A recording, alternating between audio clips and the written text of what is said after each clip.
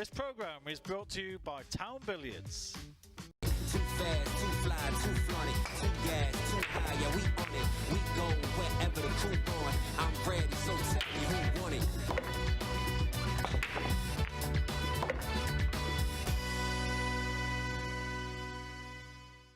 Evening, welcome back to the Super Series here on Freesports, where it is time to get serious. 4 nights of pool coming your way this week, by the end of which we all know our 2 Super Series finalists. Before all that, we kick off tonight with our 3rd quarter-final. The current world champion is in action against 2016's champion, as Jon McAllister takes on Gareth Hibbott. Simon Webb caught up with both players. Gaz, great to have you back. Looking back to your first round match, was your first taste of this format of the game. How did you find it, and how did you get on with the 15 seconds? I enjoyed it, Simon. Yeah, it was good. It was tough because it's something you've never really done before. It's you normally just take it. I've played on 30-second shot clocks before, but 15 when you're having to think of a shot, so tough. The time just goes so quickly. But funnily enough, when you're actually playing for time and you're queuing up to a ball, sometimes you have to queue up a couple of extra seconds because you're trying to waste the time more than you normally would. So it can work both ways, but it can be tough, yeah. Jon, good to be back for the quarterfinals. Before we talk about tonight, I just want to talk about your World Championship victory. And being world champion, does that put more, or do you put more pressure on yourself? No, not particularly. I think obviously you've won the big one now, so it can't really get much better than that. So you're just trying to perform at every event and see what you can add to the collection, really. Quite a bit of time between your last match and this one. No tournaments to play, and you've been able to put some time on the practice table? Yeah, just on my own, really. Yeah, funnily enough, I played Dave McNamara this morning for a couple of hours. We just had a little game. He came to ours, but up till then I've just been playing on my own, maybe 3 or 4 times a week for an hour here and there, and just tried a few different things with my technique and different breaks and stuff. So we'll just see what happens tonight. We're used to playing lots of tournaments coming into the big events. Whilst you can practice a lot at the moment, there are no other tournaments to play. So do you think it's going to be difficult to sort of be match sharp? Yeah, definitely. I think until that first set's over, you're probably not going to be able to play your best pool. Obviously you can practice a lot, but until you actually get on that match table, it is very different. And thoughts on Jon playing the current world champion? Tough match? Oh, definitely, yeah. He's been one of the form players the last 2 or 3 years. He's always at the end of tournaments, at the quarters, semis, finals of tournaments, virtually every week that we play tournaments. So it's going to be tough. Wish you the best of luck tonight. Thank you, Simon. You've had quite a few goes now at the 15 seconds a shot format. Can you get used to it? A little bit, yeah. I think it is just a case if you're in control the whole way. 15 seconds is fairly easy. It's just once you run out of position a little bit, that's when it does get really tricky. And thoughts on your opponent tonight? Playing a former world champion is going to be tough?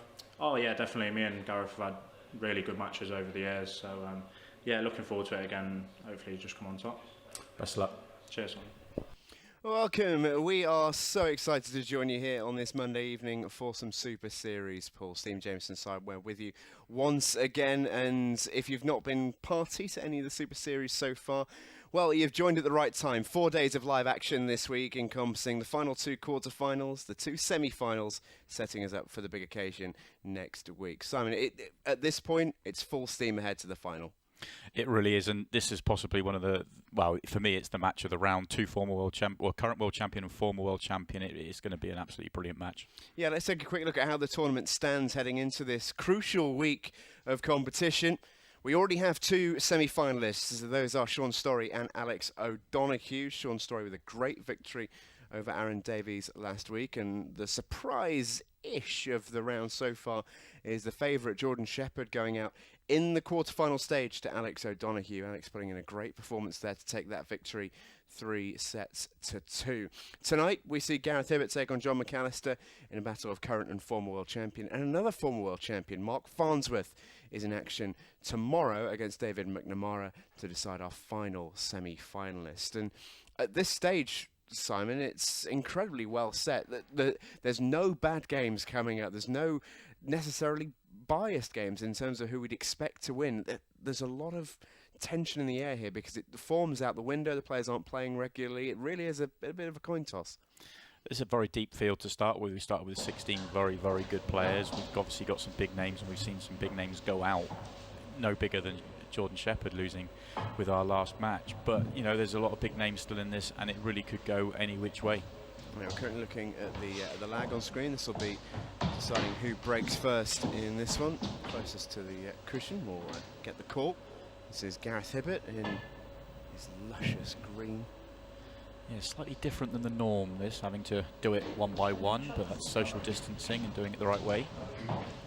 Jon McAllister will be breaking first then in our third quarter final. The current world champion will kick us off. It's coming up live next.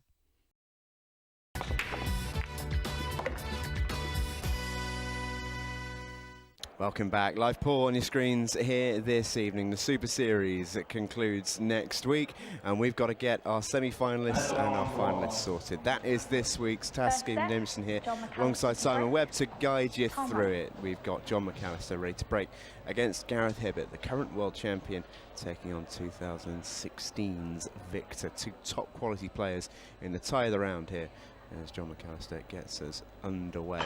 We are playing shootout rules. I'll tell you what, it's not a bad way to start from Jon McAllister. He's absolutely creamed that one. That's a hammer break, it really is. He got a lot of power through that. A little bit fortunate to keep the white on the table, but wow, great split, great opportunity to get this match underway. Yeah, it's exactly what he'd have been hoping for. Yellow is the colour set chosen. Reminder, we are playing shootout rules, so half an hour per set. It's a race to 5, or we'll take the score when the 30 minutes is over. 30-second shot clock in operation for the first 15 minutes. And then once we're into the second half of the set, we go into the 15-second shot clock. But a dream of a start for Jon McAllister. Hand up in apology. He knows he was close to entirely ruining everything there with the white nearly going in off. But other than that, absolutely no complaints. And immediately going after this yellow along the side rail, I think. It's certainly in his consideration. If the one just above the black goes to the corner, then this is just a simple stop shot. If it doesn't, he needs to do a bit more with the white. It must go. Oh, it clearly goes, sees from this camera angle. That's the hard work in this frame done. Now it's just a case of making sure, put the finishing touches to it and get yourself in front. A reminder for those who haven't been watching our Super Series so far, due to the nature of social distancing requirements and the different regulations and such, post-lockdown now, we are still as socially distanced as possible inside the studio here in the West Midlands. Only got the referee and the two players inside the arena. All the cameras that you see are being operated remotely or robotically.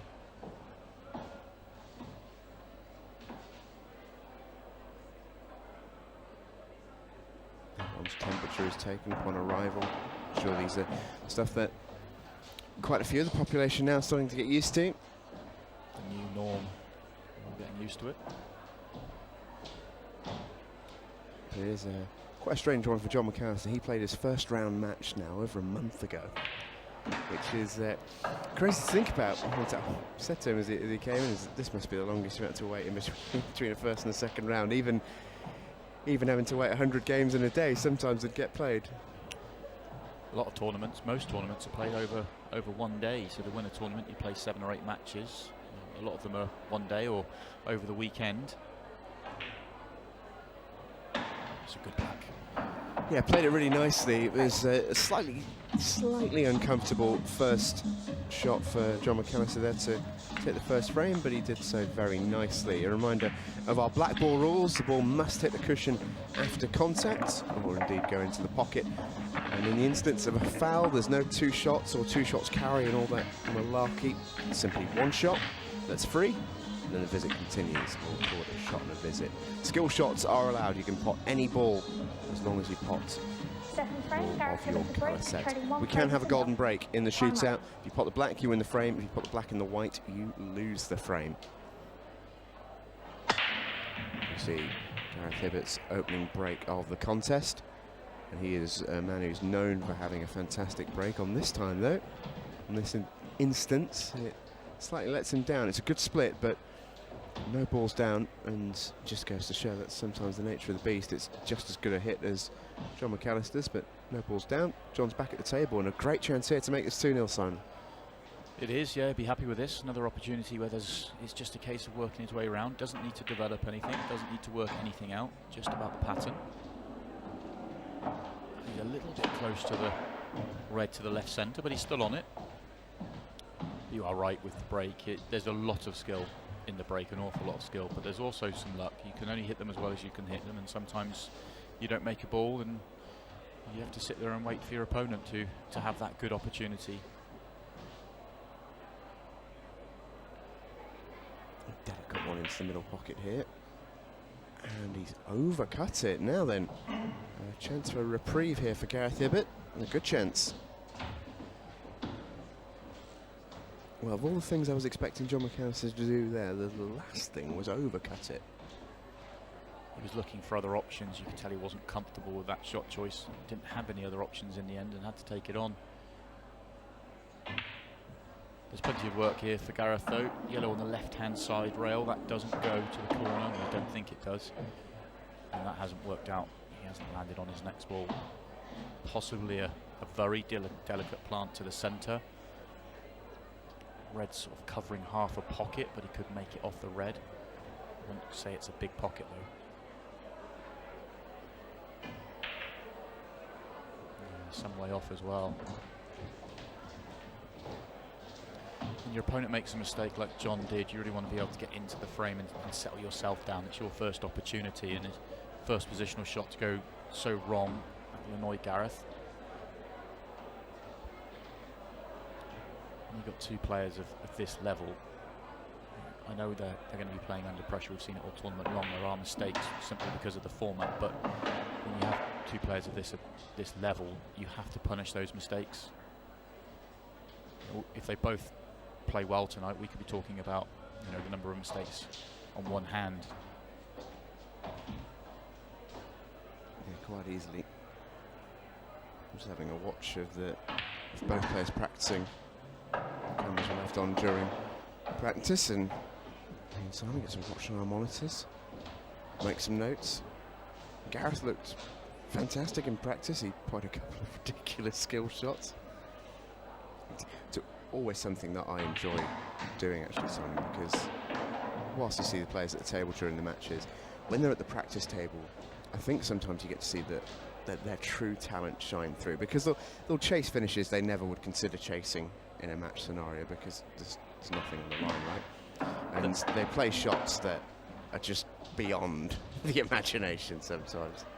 And also, if they're getting an hour on the table before the match, and I think both players probably got half an hour to 45 minutes each, they're not overly concerned about the pattern. They're not worried about, you know, the patterns of what they're going to do when they're focusing. They're more worried about getting the angles off the cushion, getting the break right. So you're going to see lots of doubles. You're going to see lots of skill shots.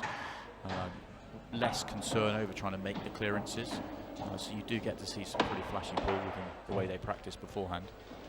Mind you, with both these players, and we were talking about this a little bit before the match, they're well known for their big shots. They're two very, very big shot players, and we see a lot of highlight reel stuff from them both.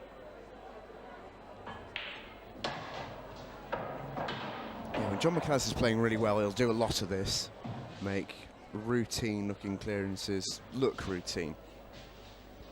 But one thing that separates Jon McAllister from the rest, if there was anything, is he's got a terrific ability to make big shots.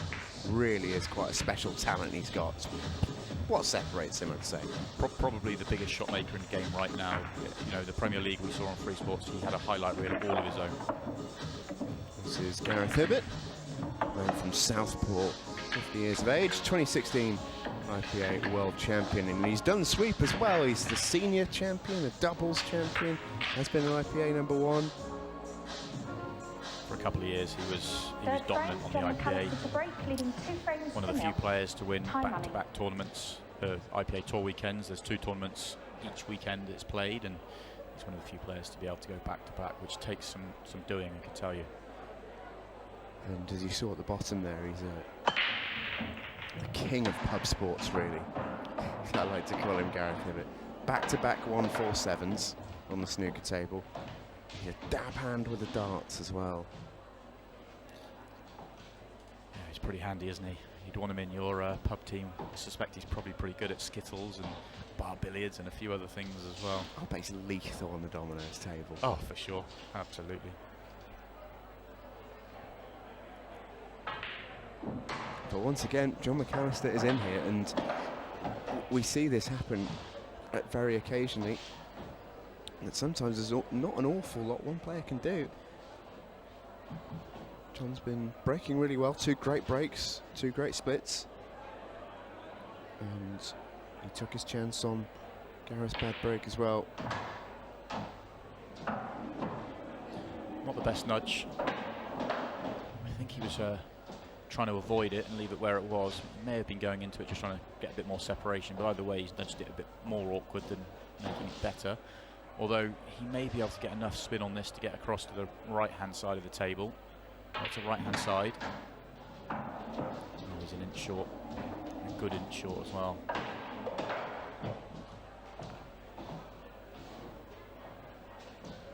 Instantly surveys the table, and you can tell he's got a pretty good temperament, Jon McAllister. It's pretty difficult to see when he's annoyed, but there's a little flicker there of emotion from him.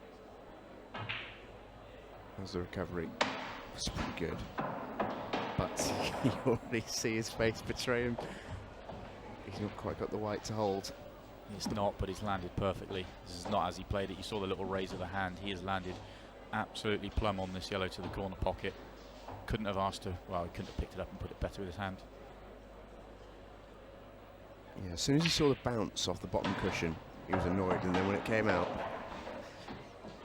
he was pretty pleased. And quite right too, this now should be a relatively straightforward clearance from here. I think he's got too much angle just to drop this in. I don't know whether he can play into the red below the yellow, and that would be okay to hold on the yellow to the left, or whether he has to use the bottom cushion. If he has to use the bottom cushion, it's a little bit tricky. Well, it was a little bit tricky. He just made it look really, really easy. He'll do that. A lot.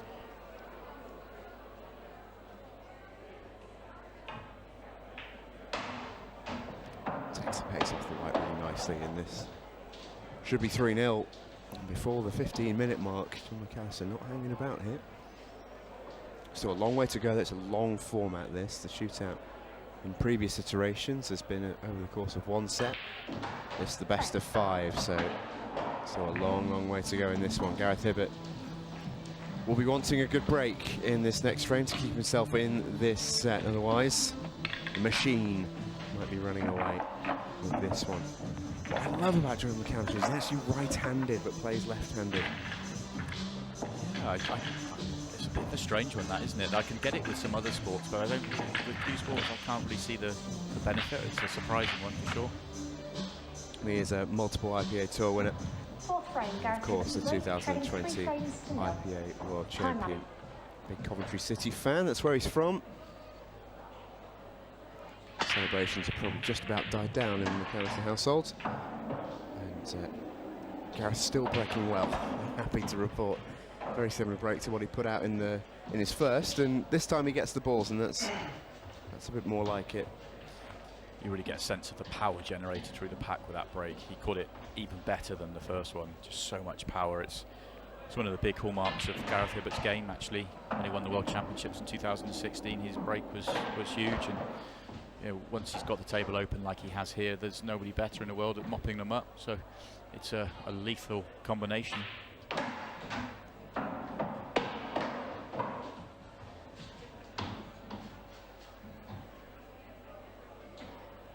Slightly under-hit the positional shot this time.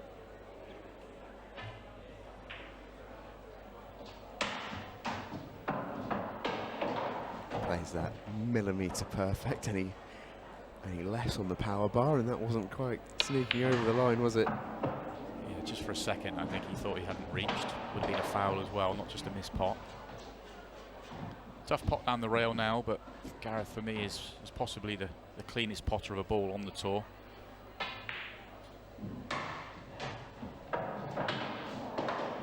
Really good sign of his pattern play as well on this one. He could have easily played that. The red he's just potted now, he landed on it nicely 3 or 4 shots ago. Chose to go up the table because he knew it made the back end of this clearance really simple.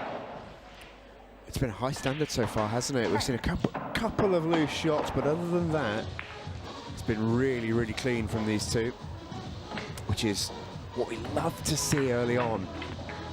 Can take a little bit of a while to get back into it. Good to see from these two. Recent tournament history then for Gareth Hibbott, his prior to lockdown, of course.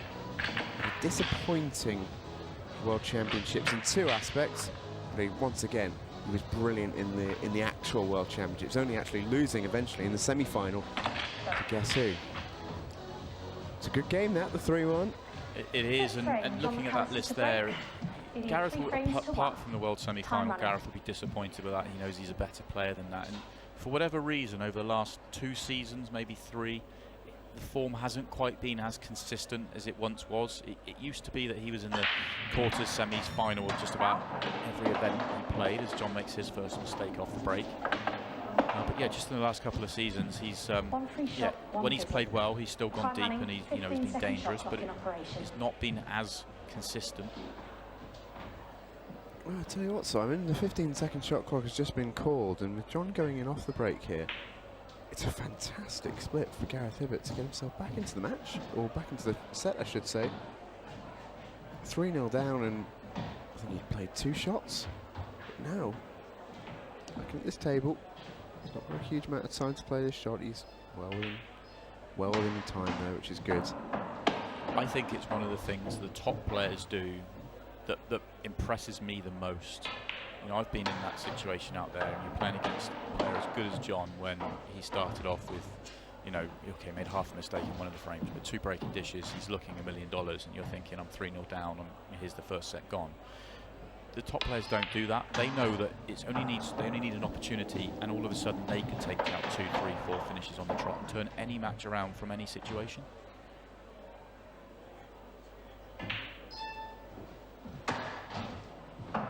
Shot clock now in operation. You will, in all likelihood, start to hear a few more beeps as the clock ticks down. Reminder that the shot clock runs up until a cue ball is struck. So the ball doesn't have to drop into the pocket. It's when the cue ball is struck, that's when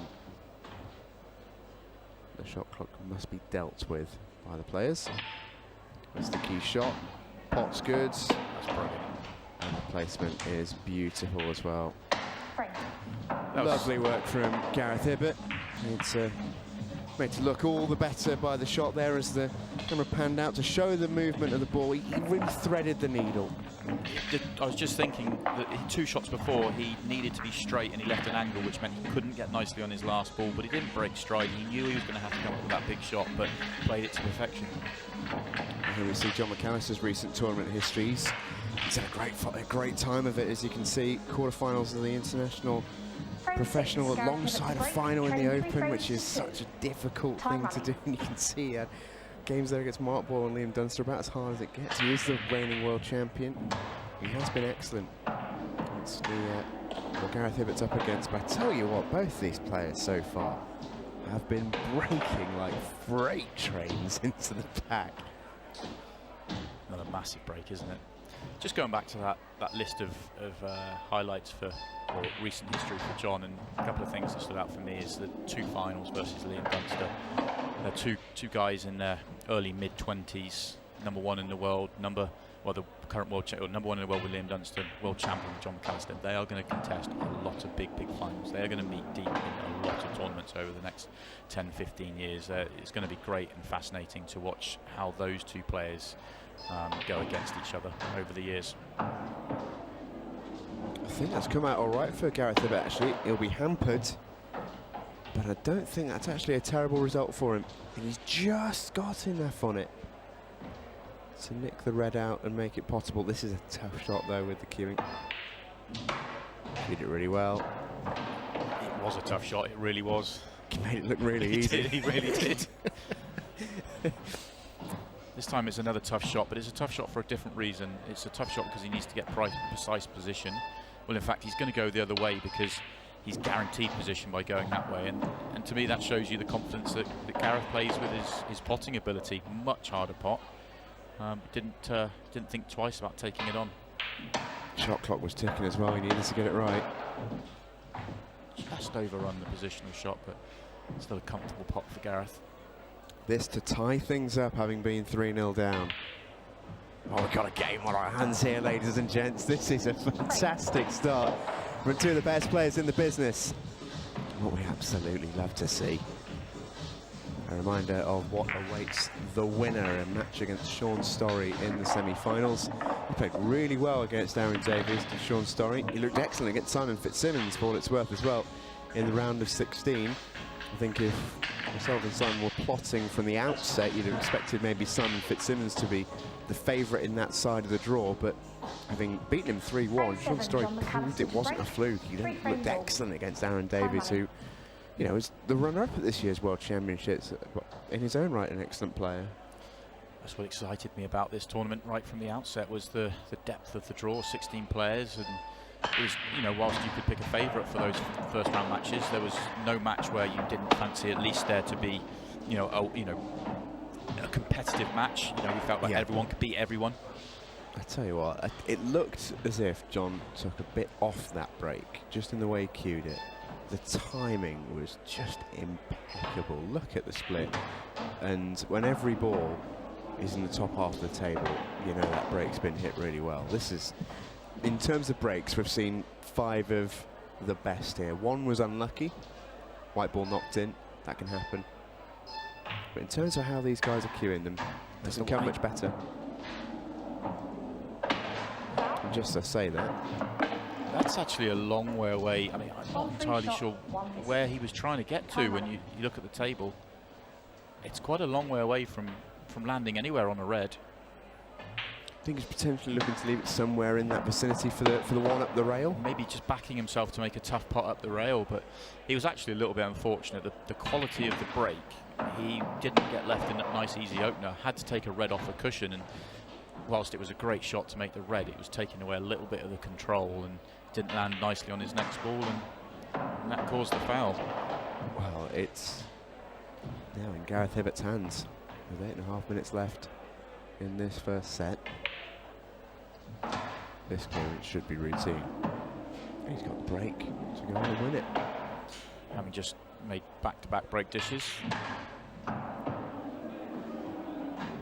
it's really, it just highlights what I was saying about the top players. They're 3-0 down, their opponent's playing well. They don't worry about that. They just think next opportunity. If they get the next opportunity, you know, they think they can take out 3-4 finishes on the trot. And from 3-0, what's Jon had? He's had 1 chance.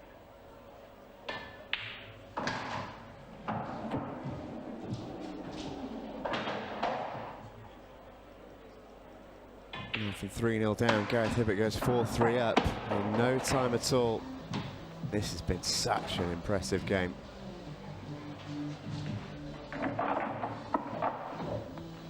This is the turning point, though.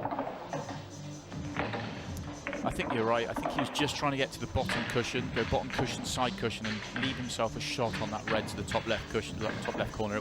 It would have been really tough to pop, but he couldn't get good position with the angle he'd left himself. And as I said before, he's a little bit unlucky not to leave himself nicer on that red, although, having said that, I still think it's a poor mistake to pot the white. Time running.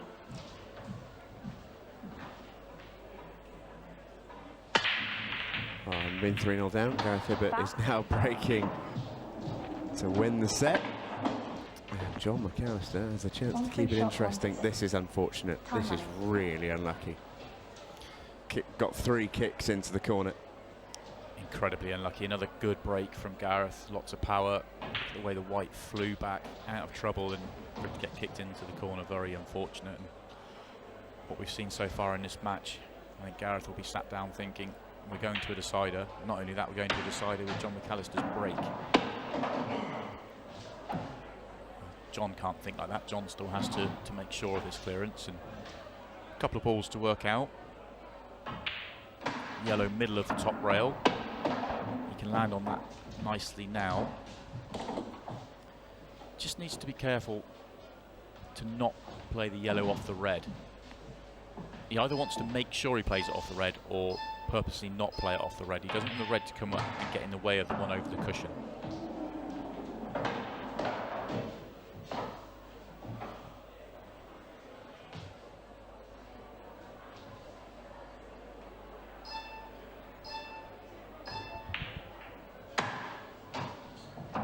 off the red, but at a nice controllable pace. No danger of that red getting in the way. I'd like to avoid the red near the bulk line. From there, should be plain sailing. Oh, he's missed the pot and hit the red, so that's a poor shot from Jon. That's very surprising. It's not the easiest pot by any means, but it's the way that Jon started. You fully expect him to make it. What you wouldn't expect to happen is for him to not make it past the red and miss the pot. Gareth had a tough opener and hasn't made it. Gareth was trying to play that off the yellow to really open everything up. He had a couple of balls that didn't go, and that was important to try and open things up. Just putting open balls wasn't going to do him any good. It looks a little bit more wild than it really was. We've now got a bit of a tactical altercation, and as ever, the man with the most balls on the table is always in the driving seat, and that is Gareth Hibbott, of course. And for the first time tonight, we can start to think about we thought this set would be done and dusted well within the set clock, but we are into the final 5 minutes, and Gareth, with that 1 frame lead, he should be in no rush to make this clearance, although a good pot here and he'll have a great opportunity. Oh, that's lucky. That is very lucky, because if that doesn't go in, he is leaving the frame. Oh, that's a hell of a fluke. Oh, that's a hell of a fluke. When you look at the layout of those yellows, I didn't think Gareth would take that on just because he had the control, but look at the layout of the yellows, and you realise if he misses that, he has just handed the frame over to Jon McAllister. I mean, he's a very aggressive player, Gareth, but I put him in the category of aggressive but sensible players. You know, you get players who are just hyper-aggressive. If it's on, they'll go for it, and no questions asked. Wouldn't quite put Gareth in that category, but I mean, that was full-on, you know, baby out the bathtub territory, wasn't it? It was, and I think that's one of the subtle differences between playing a timed set match than playing, it was a little bit thin, but I think he's okay, a timed set match and a normal match. In a normal match, he might look at that situation and go, if I pop that ball, I win the frame, therefore it's the right ball. But in this situation, if he chooses to play a safety, a containing shot, he's probably going to win the set via the set clock. So then the balance of whether it's the right shot to go for or not can change. Either way, it's worked out. It has indeed. He cued his penultimate red beautifully there, Gareth Hibbott. And in the end, he's got over the line, 3-0 down. Gareth Hibbott has won the first set 5-3. 5 on a spin for Hibbott. Set 2 coming next.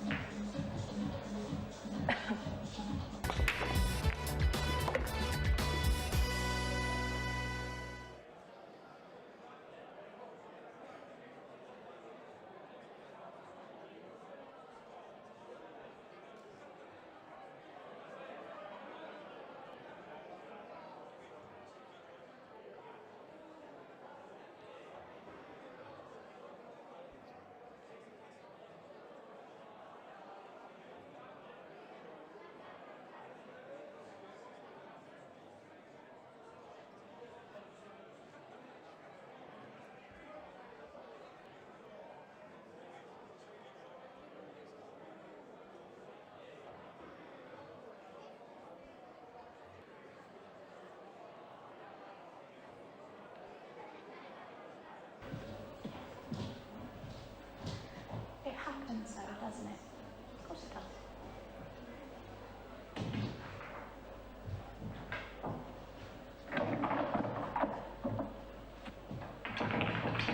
Would you mind stopping the match for me, guys?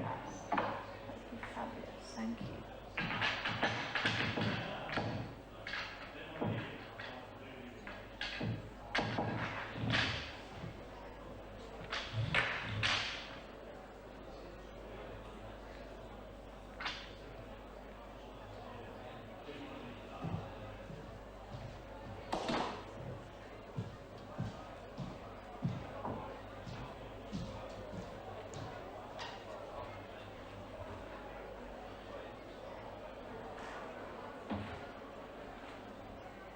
Fluky fuck.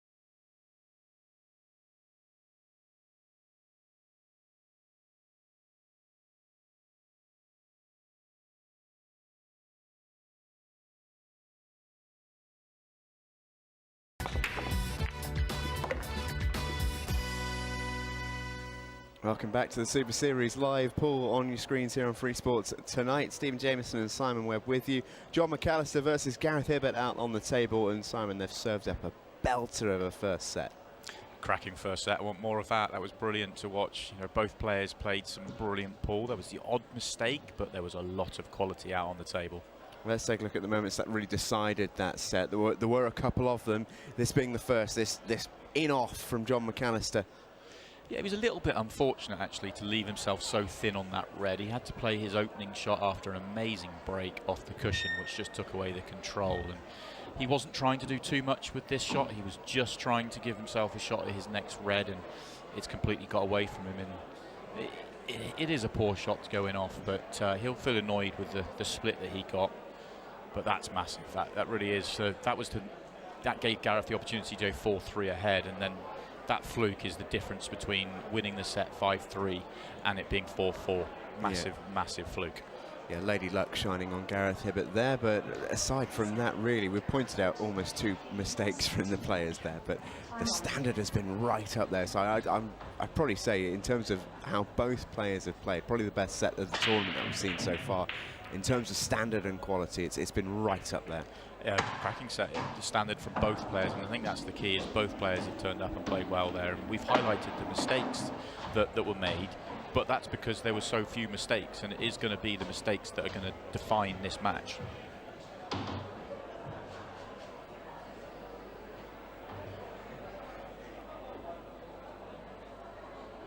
So Gareth did make a ball off his break. It's generally been impeccable so far from a breaking standpoint from both players. There's been a couple of unlucky moments. Gareth himself had a cannon of a break kicked in off 3 balls, but both of them are cueing so beautifully off it. Often the way as well. I think the break is one of the things that gets overlooked is that's a lovely positional shot. It is how well the players cue the break. If you're cueing well, you're getting through the ball nicely. You're going to get through the pack nicely with more power. So yeah, I think you hit the nail on the head there. Both players are cueing the break beautifully.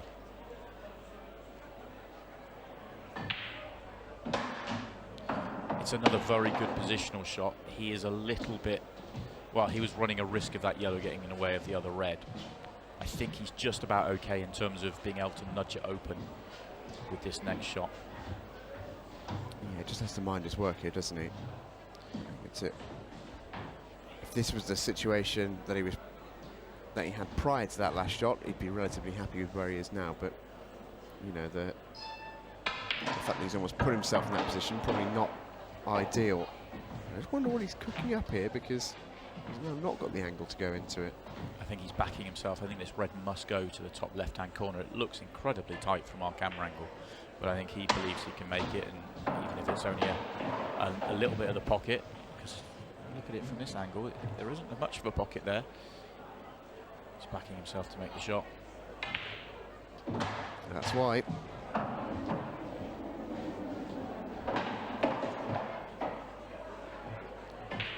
When these two are in full flow, there's not many better players to watch. They really do play some beautiful stuff. This is the stats so far, and you know, 5 now breaks and dishes. Standard is right up there. Very, very high up. It's one of the things I really keep an eye on with the players, and how often they clear from the break when they get these sort of chances. Okay, every now and then there'll be a match where the balls don't split open as well, and match play will take over, but that's not the case tonight. There are chances off the break each and every time, and so far we've seen 5, which is a very high ratio, and plenty more to come as well. Time running.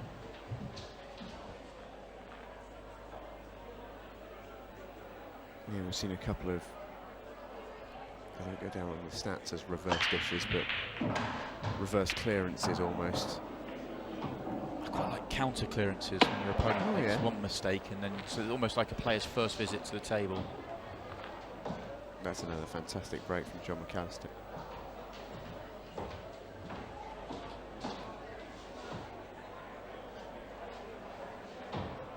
Is it a little unfortunate with this split here? I think he's got a little bit of thinking time. We are back to the half an hour.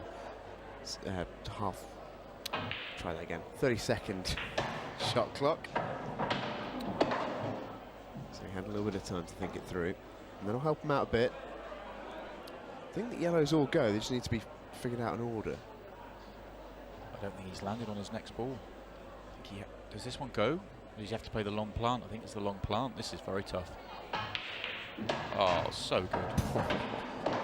What a shot that is. Well, we said in the first set, didn't we, that probably the best shot maker in the business, and I mean, that's why. Yeah, he is. I think he is right now. He's, you know, what he's doing, we see it every time he plays on Freesports. He's going to, you know, have 2, 3, 4, 5 amazing shots that'll make any highlight reel, and expect more of the same tonight. I think Jon's under pressure in this frame. I think this is getting the opportunity. If he doesn't take these out, things could start to get away from him. And the reason I say that, he's lost the last 6 frames. He was 3-0 up in that opening set. And this is a great opportunity. Okay, he's not in perfect position here, but when he saw the split, he would have expected to clear these up. He has to use the side cushion and then probably play around with the black. Don't know if he can come straight back or not. No, he has to play around with the black here. Oh, so good. Oh, what a shot that is. Had to get so close to the black to be able to land on the yellow. What I loved as well is the angle that we saw him play that shot. He's playing it so much bottom right to be able to do that. He's almost not even hitting the ball straight. There's that much bottom right on it. To jam it in to get it around, this is a really high tariff clearance from Jon McAllister. He's enjoying this. And even that shot, that was really nice to watch. I thought he might just drop that in and accept a tougher black. No, having none of it. Spins it in, perfect from the black, brilliant. That's a heck of a clearance from Jon McAllister. That is the clearance of a man who is at the top of his game. And I think by his own admission, Simon, he'd probably say his first match back against Zach Shepherd in round number 1, we didn't see anywhere near the level that we have seen before and we can see from Jon McAllister. It was a real grindy sort of victory from him. This is much more like what we became very accustomed to. A reminder, meanwhile, of what's coming up tomorrow, our final quarter-final. Mark Farnsworth, the 2019 World Champ, in action against David McNamara, who time running. put himself in a great position in round number 1 in this tournament. Looking really good. So another absolute cannonball break from Gareth Hibbott. But just going back to what we were saying about Jon McAllister, we didn't see the best of him in round number 1. Now that lockdown restrictions have been eased, he's been able to practice a little bit more. And I think we're seeing that he's starting to get looking a lot more settled than he ever did in that first match. Completely agree. This is what we're used to seeing from him. It's what we're used to seeing from both players, actually. And yeah, you're right, Jon. I actually sort of touched on it in his pre-match interview. He's a player that is used to playing a lot of tournaments, week in, week out. He's playing match practice. He's practicing hard in between as well. He really does put a lot of time and effort. So to have that break, you know, he may have been a player that was affected more than others, but you know, talking about his first round match, the one thing that he did was when he stepped up, when the pressure was really on in that deciding set, he stepped up, and that was the mark of a champion.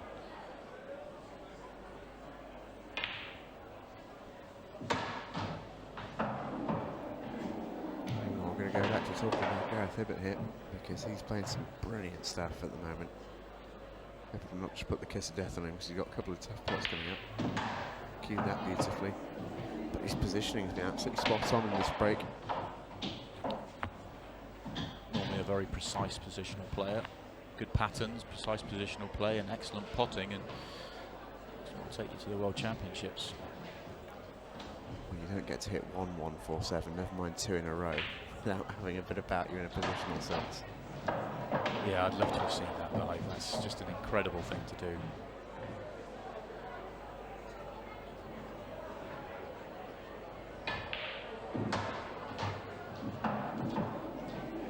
I suspect there's been world-class snooker players that haven't done that in practice. You know, that is an incredible thing to do.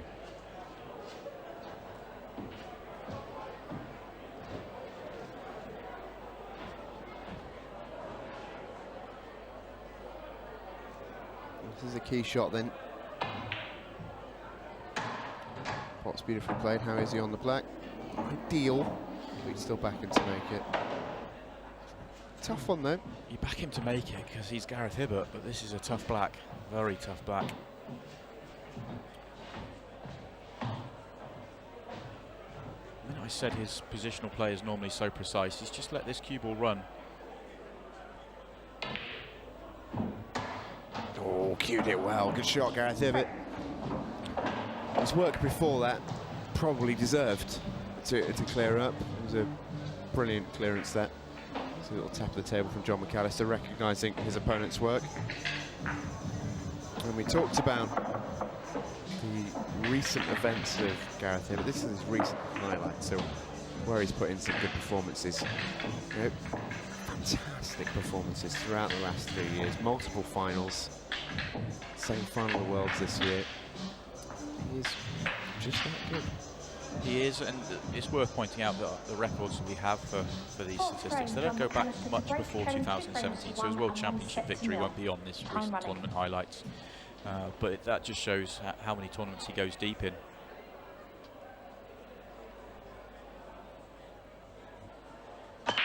He's been a bit of a staple in Freesports with the Premier League and the Champions Cup.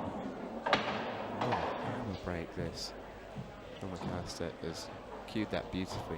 One thing we've not really seen with the breaks, so it's been a touch more traditional, shall we say, that they're hitting them beautifully, but what we haven't really seen is the black ball in motion too much, threatening either in the middle pockets or the bottom pockets.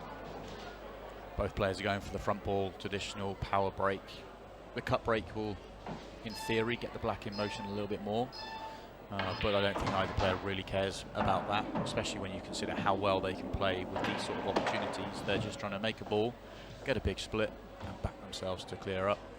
Gareth Hibbott did make a golden break, if you remember, in round one. If you remember, he was a little bit sheepish about it, though, wasn't he? A little raise of the hand. He didn't know whether to be happy about it or apologise to his opponent. I feel like when you break as well as these two, got every chance of happening. Key moment in this frame is going to come down to the two yellows at the bottom of the table. They're not nice.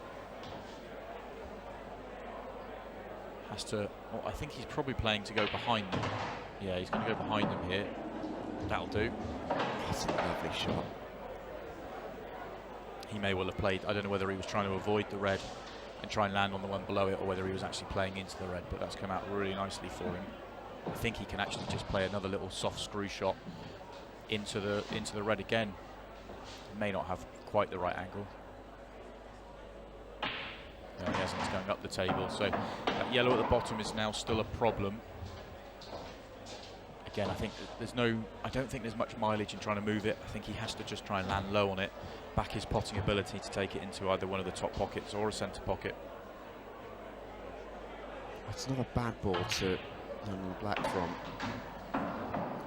It's the right angle on this, though. I think he's just about okay. He looks dead straight, but yeah, that angle there shows it nicely. He can just top this through.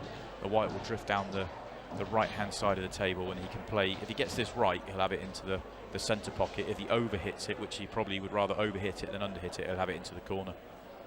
Yeah, into the corner. Oh, he's actually still on it into the centre. That's fine. Worked this out really, really well. This wasn't an easy clearance this at all. We saw in his last finish, you know, he's starting to feel it now, Jon McAllister. I think he's getting his shot making out. He's starting to throw the white ball around the cushions a little bit. And just as I say that, that's unbelievable. That is, I mean, we won't tell him that you've given him the old commentator's curse there. That's the kiss of death. That really is. Yeah, that's a surprising miss. That really is. Full flow, both players at that point. We've said this all tournament long. This black ball table is absolutely beautiful, but the way it's designed are for the centre pockets to just be a fraction tighter than other brands of table that tournaments are played on, and that has caught players out all the way through this tournament.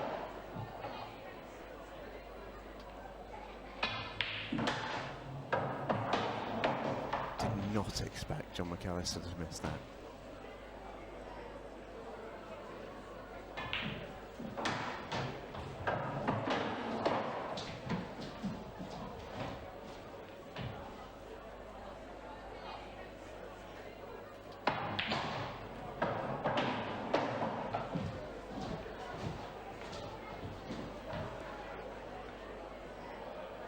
Gareth Hibbott here goes 3-1 up in the second set. And has now won 8 of the last 9 frames. He is flying. He really is, and that is a massive mistake from Jon. That could be the difference between winning and losing in this set. Absolutely huge.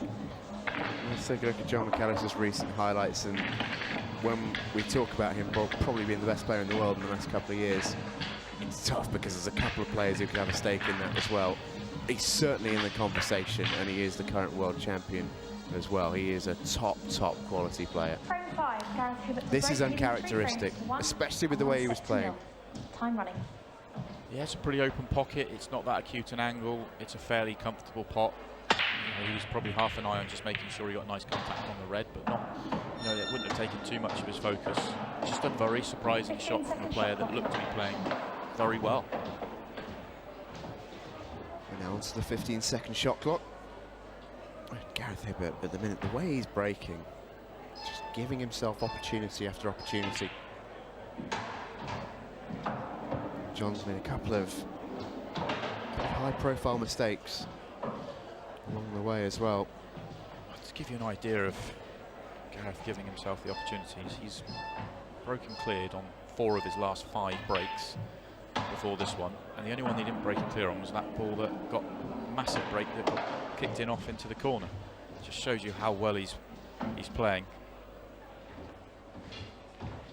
Although he hasn't landed on his... Well, no, I think he can just get through to the ball to the corner, so it's not too bad. It's just tied things up a fraction in the middle of the table. Now, will he take this to the centre, or will he take it to the corner? Oh, this is a test of how well he's queuing. Oh, into the centre is tight. That's a great shot. It's a better shot than we're used to seeing, for every reason I just said about the dynamics of this table itself. That had to be very precise. That was really difficult. Just don't get any margin for error, and especially with a tight shot like that, you just have to be millimetre perfect. But that just shows you how well Gareth's queuing at the minute. He's backing himself to pot anything. Queuing really well. This is a man on the top of his game. He's played that to inch perfection.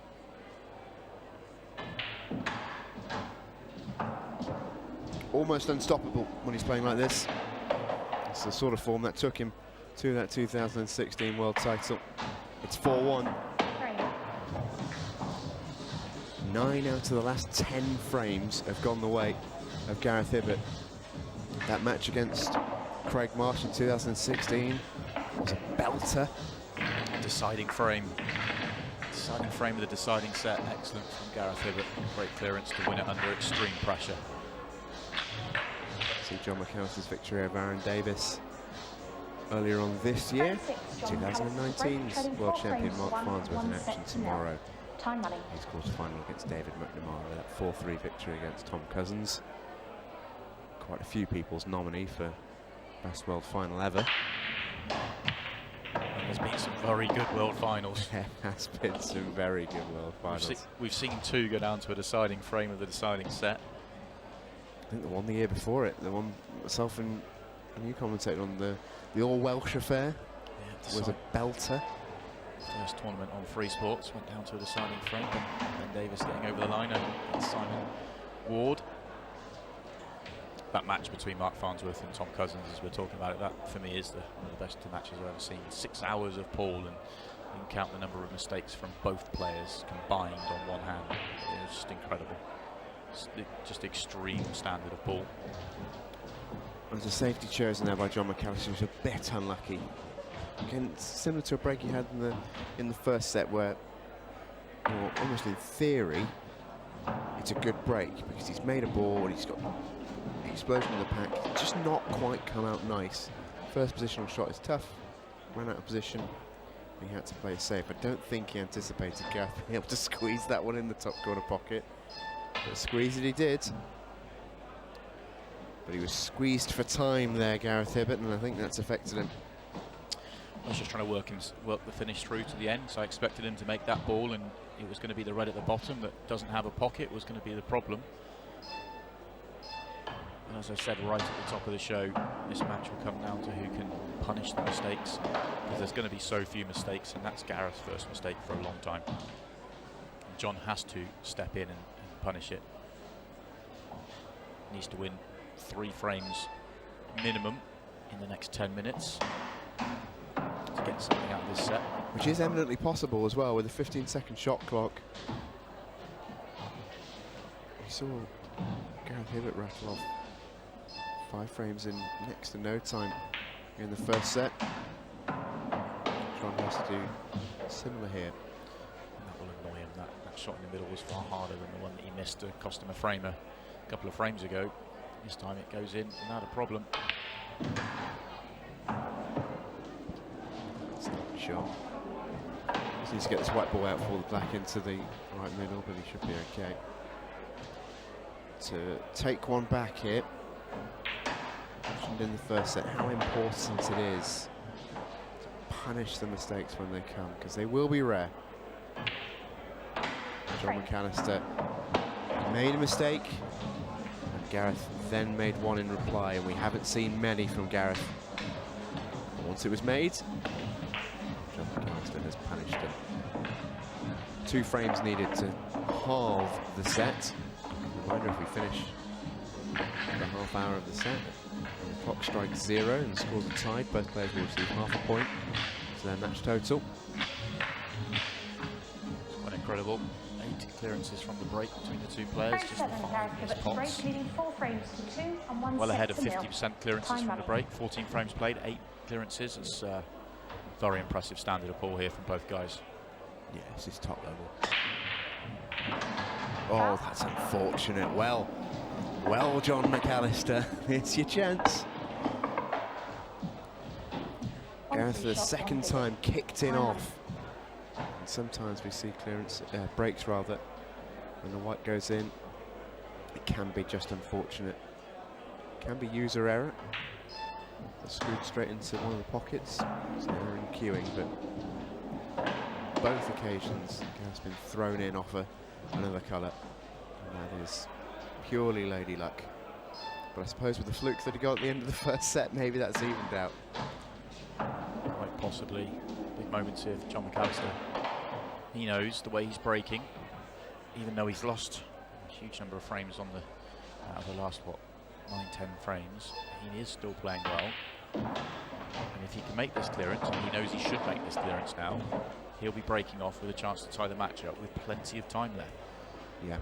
You know, and this is exactly what happened in the first set, but the other way around. Gareth Hibbott went 3-0 behind and just kept the belief, waited for his opportunity, and then took it when it came. That's what Jon needs to do now, and we could well be in a deciding frame very quickly.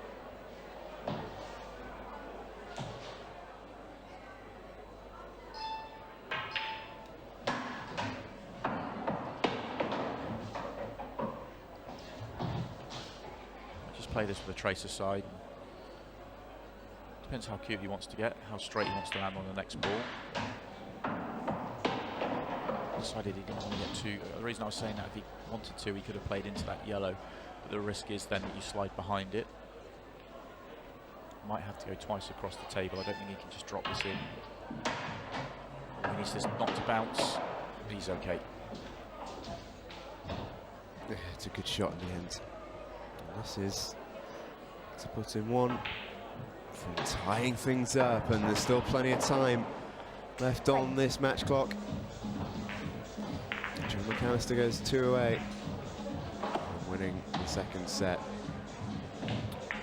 Shootout is a format that has really captured the imagination here on Freesports for a few events on your screens. Some of our recent Shootout champions in 2019, last year. Jordan Shepherd, the king of the Shootout, vanquished by Alex O'Donoghue last week. Frame 8, Jon McAllister to break, trading 4 frames to 3 and 1 set to 0. Time running. McAllister. 6 minutes to play with, which in this format is eons of time. But is he going to get that ball to drop? No. Just thought that was going to drop in right at the last there. mean, it's still a very good break time, but it's because the standard that these two have set is comfortably the worst break that Jon's hit in the match. But even then, you'd expect him to make it. I'm still, even watching the replay, I was expecting the yellow at the top of the table to drop in. Yep. I just can't believe it didn't. It is unfortunate for Jon. It would have been a tricky finish had it dropped in, but it's Gareth that gets the tricky finish. So the red that's nearest to the cue ball now, that's slightly awkward, or it does go into the left centre, but the one nearest the right-hand rail, that's a problem ball. Now, he could screw into it now, but he's unlikely to be on his next ball, so interesting to see which way round he's going to try and play this.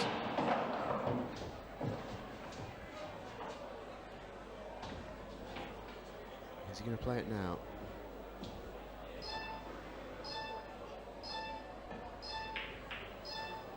So good. Stop that. So good. Good vision. He realised that screwing into it was going to cause more problems. He was hoping to land straight on it to the top corner pocket. It's not quite straight, but he does have another option here into the centre pocket. Tough pot though. Oh, he's unlucky. After a shot like that, you almost want the next one to follow in. Feels like he deserved that break to continue, having played such an inventive shot. But this is now massive for Jon. Still loads of time on the match clock. He doesn't need to rush this. They will get plenty of time for a decider. If Jon McAllister were to win this, he just needs to make sure he wins this frame at this visit. No mistakes here. Do you think there's any mileage if you're in Jon's shoes here? So it would be Gareth's break. If Jon was to clear up here, and we're expecting him to, it would be Gareth's break. In a way, Gareth's breaking right now. Do you think Jon should waste some time as he's playing this up, use the full 15 seconds to try and make that a tough clearance in say 2 minutes for Gareth, or do you think get it done and just hope that he breaks dry? Well, you're the ex-professional, mate. Well, it's just it's a difficult one. It really is. I think if you're asking the layman, I think these players are the way these guys think. I've noticed this over the hours and hours of watching. They always back themselves with a lot of belief that they can do it. But Jon, the reason I asked the question is Jon knows, even if he completes this clearance, Jon knows he is still going to need some help from Gareth on his breaking. Gareth is breaking so well, but I think he'd argue he knows he needs that help regardless. So if Gareth is to miss, yeah, more time for him to come into it. I agree. Just that Jon just needed to make sure of the clearance and not think about any of that sort of stuff. You just play devil's advocate on yourself. A little bit, yeah. A little bit. Well, Jon McAllister ties things up. We go to a decider. This was the turning point. What a shot it was from Gareth Hibbott. And I think you could argue if he'd have potted this red into the left middle, you'd have probably said it was actually an even better pot. But lovely bit of invention. It didn't pay off. But Jon McAllister has made him pay. This is the one that didn't quite drop. That is really tough. Well, we saw a miss pot from Jon McAllister to the centre pocket, one that he should have made. This time, that was a very tough pot, one that easily could be missed. Here we go then. Decider. Gareth has been breaking like a dream. And he's made a ball. This table is not kind. It's a bit of a strange break, this one. It's almost like Jon's last one. It is good. He's got good contact on it, but the split isn't as kind. It's not in Gareth's nature not to hunt. And how's that cost him? I don't think he can go for the finish now. Just under 2 minutes left. Probably just a safety shot. He can't risk taking anything on because there's enough time for Jon and the yellows can be cleared. So it's a safety shot. And this looks like it's going to be a drawn set.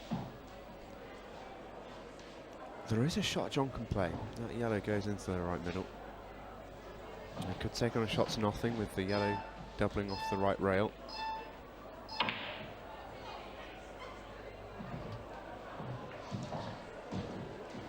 He might just settle for a halved set. Yeah, I don't think he's going to have much choice. I really don't. Gareth, if that drops, I was going to say Gareth might get, a chance to go for it, knowing that he couldn't lose the set. But now it's stayed up. I can't see a way that Jon can even be aggressive here.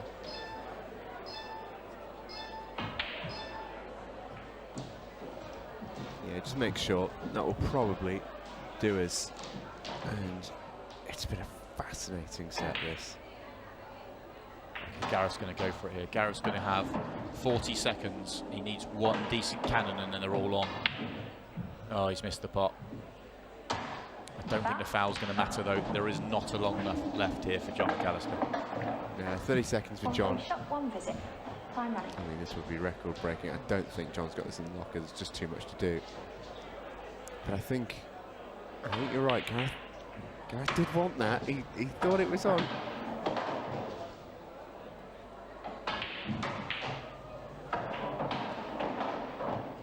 Unless Jon finds a way to pot 5 balls with 1 shot, it's not happening. But a great effort from both players. Really, really entertaining this. And having been 4-1 down, and having lost 9 in the last 10 frames, Jon McAllister will probably take 4-4 in the second set. We come back to the third next.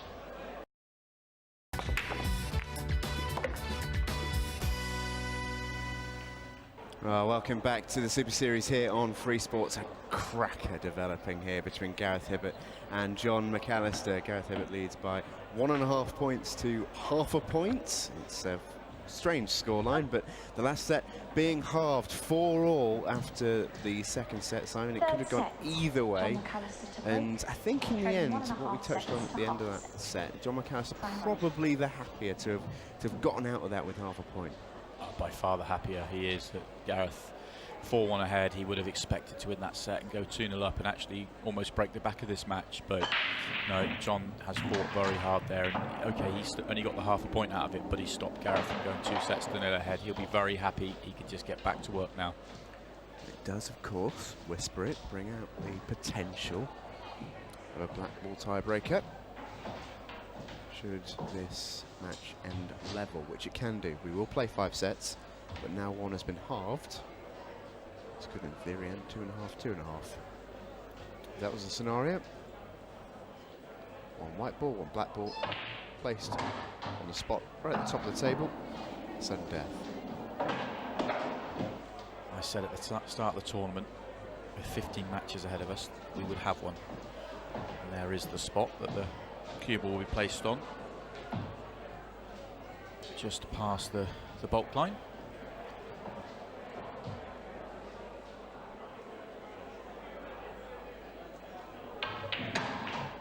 And if both of these players are to carry on the way they're playing, you wouldn't be surprised. No, you really wouldn't, and it would be an exciting end to a great match, simply because both players could, well, they could keep potting for a while. They're both that good. Just 10 in a row. 10 in a row. It's happened. I think that's one of the reasons why the spot's been moved further back, and it's just making it a little bit harder than it used to be. It used to be like a penalty shootout with each player taking 5 each, and you know, at this level, both players would expect to make 5 out of 5, and then it would have been the spot on the bulk line and the black on the black spot, and even then the players would expect to make that more often than they missed it, even under pressure. And in that situation, I think we've seen on a couple of tournaments where it's been played, where there have been 15, 16 shots each, and players haven't missed. So it is definitely a nice little addition to change it up and make it very severe from the start.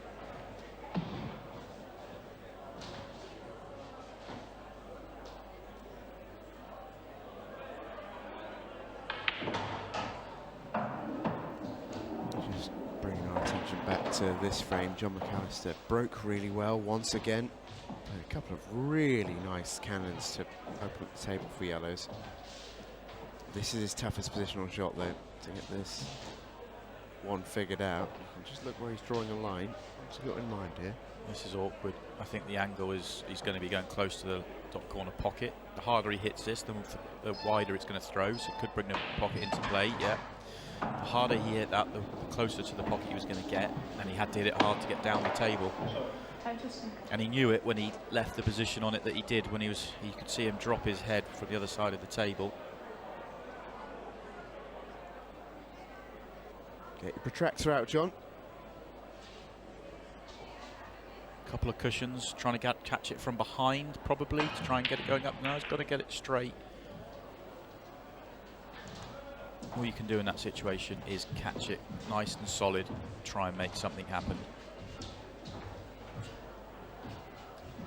I don't know whether he could have just played that slowly and held the white at the top of the table.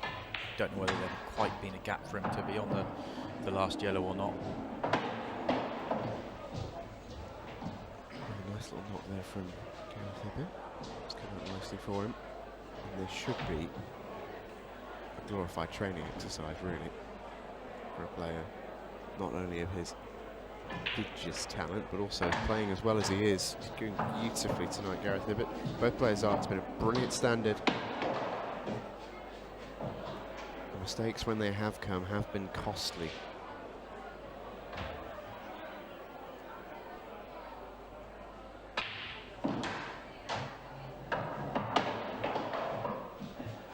Screwing in and out of the bulk area of the table and landing to the inch.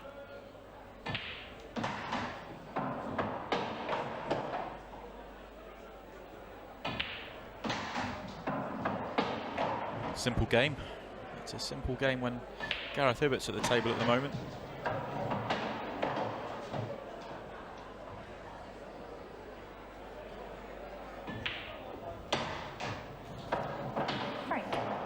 Very nicely done. 1-0 in the third set for Gareth Hibbott. He's arrested the slide of Jon winning the last three in set number 2. And spot against Sean Storey awaits in the semis. Tough match for whichever player gets through, but it's going to be one that whichever player gets through from this will start that match on paper. Stress on paper as favourite, because Sean has played incredibly well so far, and he's starting to achieve things in the game and rising up the ranks for sure.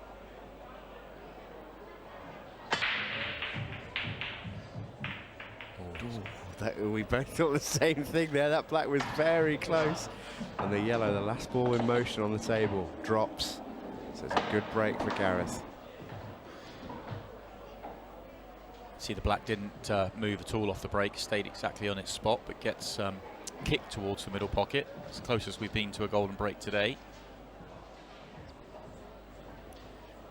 One problem yellow on the table, the rest are not too bad. Yellow nearest the bulk line on the left-hand side, that doesn't have a pocket. The one nearest the bulk line on the right-hand side, it goes in the centre. But you don't want to land nicely, you don't want to land low on it so that you're going up the table. That would be ideal.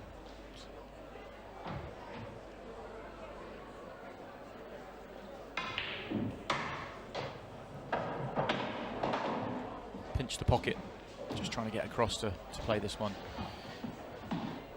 down the right hand side rail. It's quite straight on it. Problem he's got with this shot, you could see he's having a look. If he takes the one to the bottom right corner, he'd go too far to the left hand side of the table, wouldn't be on this one at the top of the table. So probably a slight reroute. That's worked out pretty nicely for him. Yeah, I don't think it's come out too bad. All three balls now are very much open and have pockets, but the routing around is what's going to be the issue for Gareth here. A few different options he could go. Taking the one he's nearest to is quite thin. Taking this one to the corner isn't going to leave a nice angle on either of the other two.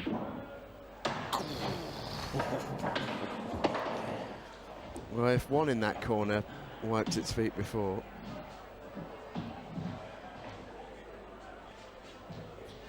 That had no right to drop. It just flicked the near jaw, and with that pace you do expect it to stay out. It has fallen in, but he hasn't got the angle he wanted. But he's managed to come up with a shot anyway. That's a hell of a shot. He's recovered this so well. Again, he's not ideal. I know that it looks so simple, yellow to the corner and the black's over the middle, but if he was to come straight back, he would be going towards the black. I don't know whether he's got enough angle that he could screw into the red or not and try and get the white back into the open. Difficult little shot, this.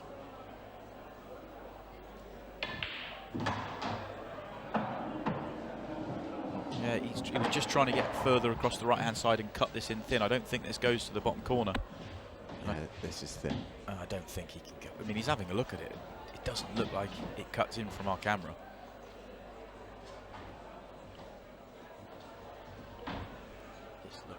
He's taking it on. Oh, go on. There's the white ball. It's fine. What a shot from Gareth Hibbott. Played himself into a little bit of trouble. But how well did he do to get out of it? That is brilliant. I'm not sure how he's managed to do that. That just did not look like it cut. That's unbelievably thin.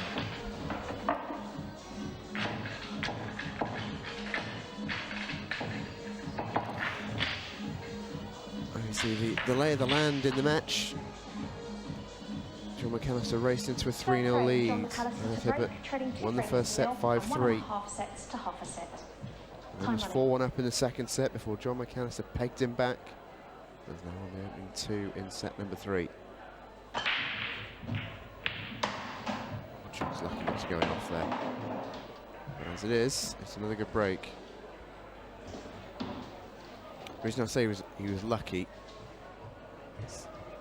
obviously the white hasn't gone directly in off, but as soon as it's flirting with that corner like that, got a red ball in tandem flying there with it. It's very rare they'll stay out.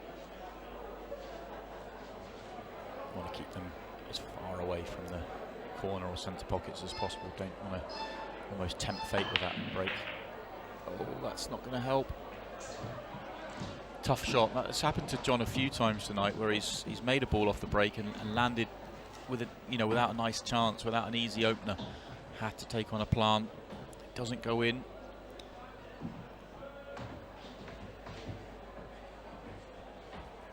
This time, though, he hasn't left a great opportunity for Gareth.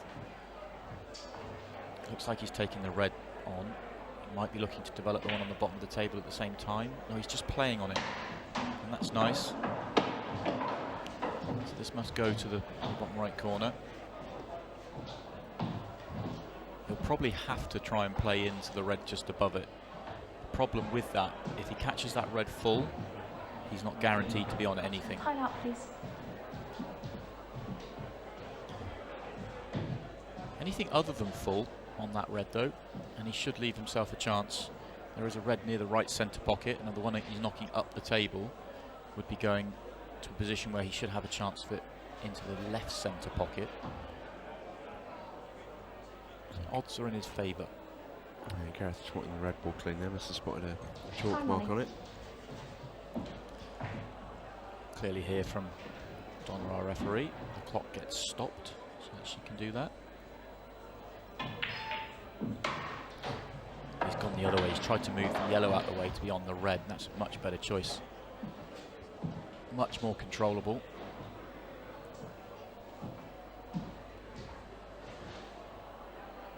It's still not nice. This is a thin shot. This white's going to be moving quite a way, I think. Managed to hold it. As he has well. Not too well.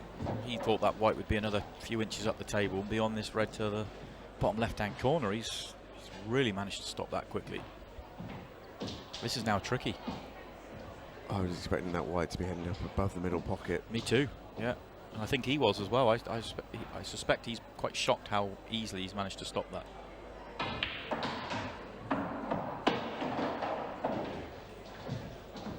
Straight, just off straight's not ideal, because he wants to be able to get the white out, well, somewhere near the triangle area. Just see where he's pointing his cue. Working hard for this finish. He's working hard, but he is cueing them all really, really nicely so far. He just needed figuring out, and he's played them so well so far. This is a tough one, though. He's got to get this white ball down the table. Wants to be as close to the black as possible. Yeah, I think if he screws straight back, he's going to be going into the yellow. Question is whether he'd be happy with that, whether the black, he's comfortable with that cut on the black. Probably is. He's tried to force it across and it's landed. Nice shot. Well, the gamble with that is he cued it slightly off and landed behind the yellow and gave himself no shot. He's cued it to perfection. He's cued everything to perfection in that clearance. That was a really, really good break. I don't think there was one shot in that visit where he didn't have to work very hard for the pot and the position at the same time.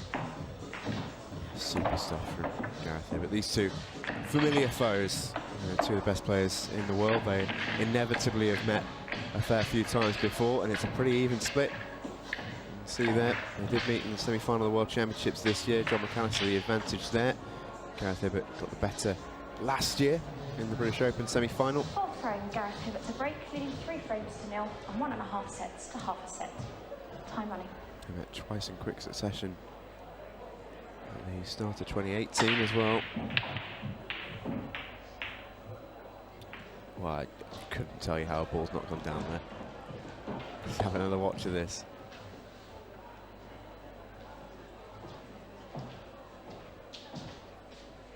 Count 3 or 4 that hit the jaw, plus the white. In the end, absolutely nothing has gone down for Gareth Hibbott. So chance here for Jon McAllister. It's not too often he's had the opportunity to reverse dish. He's chosen yellows, which means immediately the one he's closest to becomes a big problem for him. Didn't want that to be the case. That's why he played the shot that he just did. Now he's got to go a little bit creative.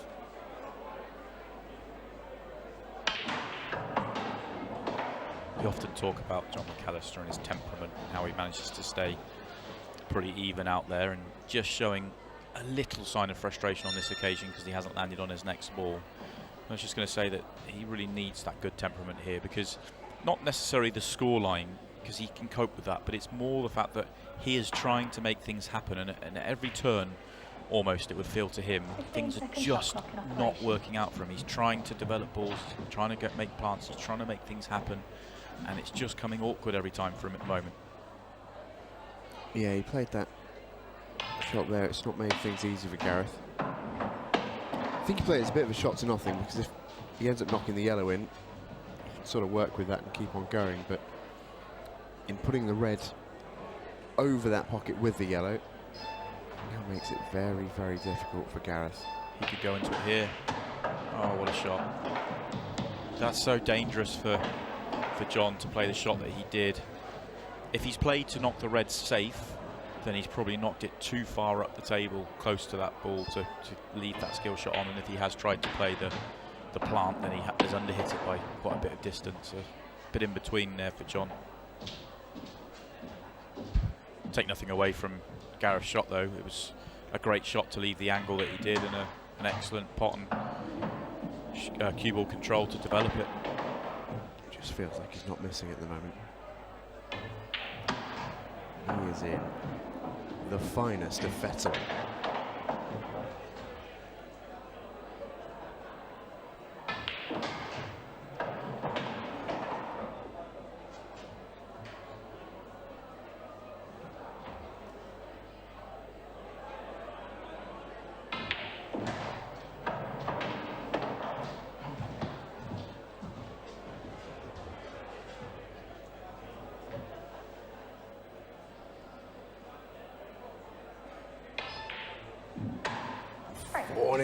Set number 3 for Gareth Hibbott. This is some standard. The game is not this easy. It really isn't. I mean, Gareth just mopped those up like they were hanging over the pocket, but that was incredibly difficult, and he made it look easy, and he made it look easy very quickly. Coming up on Freesports tomorrow, same time, same place. Our 4th and final. Jon McAllister to break, takes on Mark Farnsworth. And 1.5 sets to half a set. Mark Farnsworth will be the big favourite going into that one. But make no mistake, David McNamara is fully capable of beating him. Has the belief as well. He has the belief that he can beat him. He's a really talented young player, but he's a talented young player with a lot of belief at the moment. I think as well, the pressure will be all off him. Yeah, I agree. Yeah. From the rest, I know. There's a lot of pressure on himself to play well, but in terms of wider pressure, there won't be much. His first round match was probably the favourite. Might have weighed slightly on his shoulders, but Mark goes into some the big favourite, and David McNamara has nothing to lose from that mentality. He's a very, very dangerous player. Once again, things just going awkward for Jon. Just when it could have, you know, a nice nudge there and he would have been fine, and difficult nudge, all of a sudden it leaves it trickier than it needed to be, and he misses the pot. Well, Gareth Hibbott can win this frame. Good 10 minutes to spare of the third set as well. It will mean Jon has to win both of the remaining sets to force a tiebreaker, and that's all he can do. Not the perfect nudge this time for Gareth.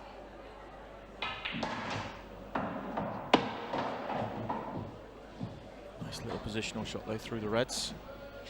On this yellow to the centre pocket.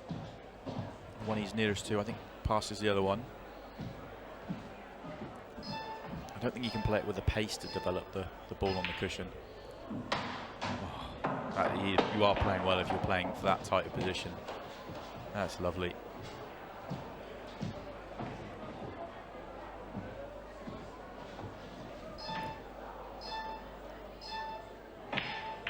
Use the red. He was hoping for a slightly thinner contact on the red so that white would go across the right hand side and then it'd be on the yellow to the left centre. Just caught it too full, so this is a very big test of his potting now. Yeah, isn't it just? I have a feeling he may well pass it. Was it in doubt? I mean, that's a ludicrous shot. It's a ludicrous shot, but we both sat here and we both fully expected him to make it. Yeah. That's what makes it so incredible. Cueing there, impeccable.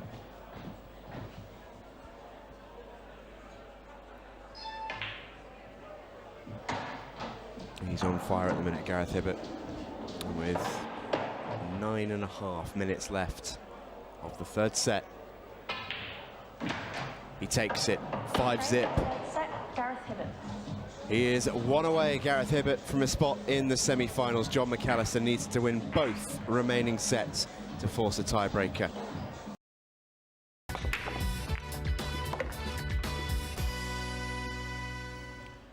Welcome back to the Super Series pool here on Free Sports. Gareth Hibbott is one away from a spot in the semi-finals against the current world champion Jon McAllister. 2.5 to 1.5. He leads. Simon, this is as good as we've seen Gareth Hibbott play in a little while. It really is. I've seen Gareth play some great pool in the last 2-3 years, but nothing as well as this. This is back to his very best, back when he won the World Championships and won the Seniors Worlds and the Doubles Worlds. This is when he was flying, when he was #1. He was like this tournament in, tournament out. And the one thing we don't see or get a sense from for that stats is he's punished every mistake that's been made by Jon. It's been, you know, some big breaks, some great clearances, but when there's been a mistake from Jon, he's stepped in and he's made. It's the quality of the clearances is exceptional. If Jon McAllister is to get back into this, he needs to be almost flawless. This is a pretty good start. It's a dry break for Gareth Hibbott. I mean, couldn't begin to tell you how, but it's a dry break for Gareth Hibbott.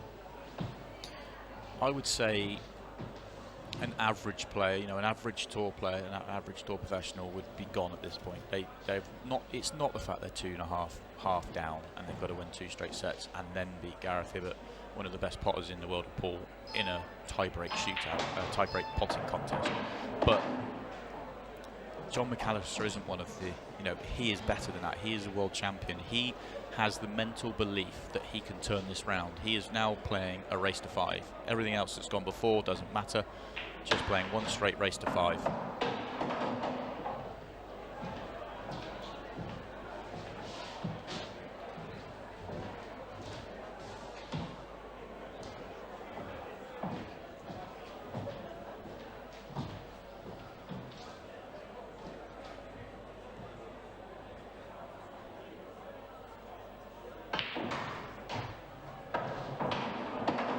Important to land fairly straight. This time he has. Didn't want to have to play around with those yellows. I think he can avoid those, just drift past them.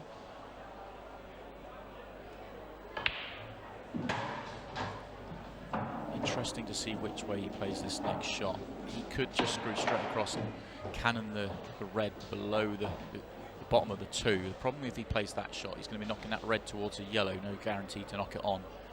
I don't know if he's got much choice to do anything else. He tried to knock the top one of the 2 because he felt that was the more controllable to knock it on and not be blocked by the yellow. Unfortunately, that hasn't happened. He called it too thin, and he doesn't have a shot on.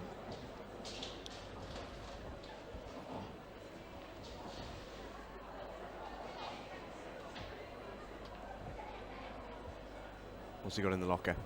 Oh, he wasn't far away, you know. I can't tell you how close that was. That Quarter of a ball away. If that, he's absolutely trying to make this off the yellow. If he makes it clean, it's not on the next ball. All he has to do is catch the yellow, the same the other side. Yeah, quarter of a ball, and you know that's a great effort.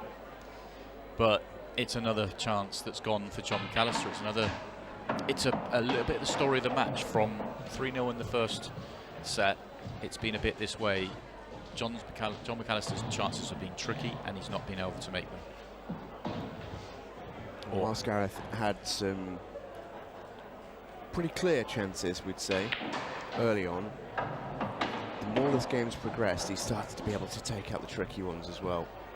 He's just taking everything out at the minute. Got an air about him that do not expect him to miss in any circumstance. And that takes its toll on the opposition player as well. You know, he talks at the start. Any regular old pro would be sort of beaten in their own head here. I don't think Jon is, but it does take its toll on even the best players when their opponent is doing this. It just puts so much more pressure on you you know that if you don't, in your mind you're thinking, if I don't clear up here and it's tricky, I'm going to lose the frame. Yeah, But Jon probably has that in his head anyway, because he knows he's playing Gareth Hibbott. He's playing one of the the best all time in this match. So in some ways that's already a little bit there, but he's reinforcing it. And I think scoreboard pressure, something we don't talk about a lot in pool, but I think it's a very real thing right now.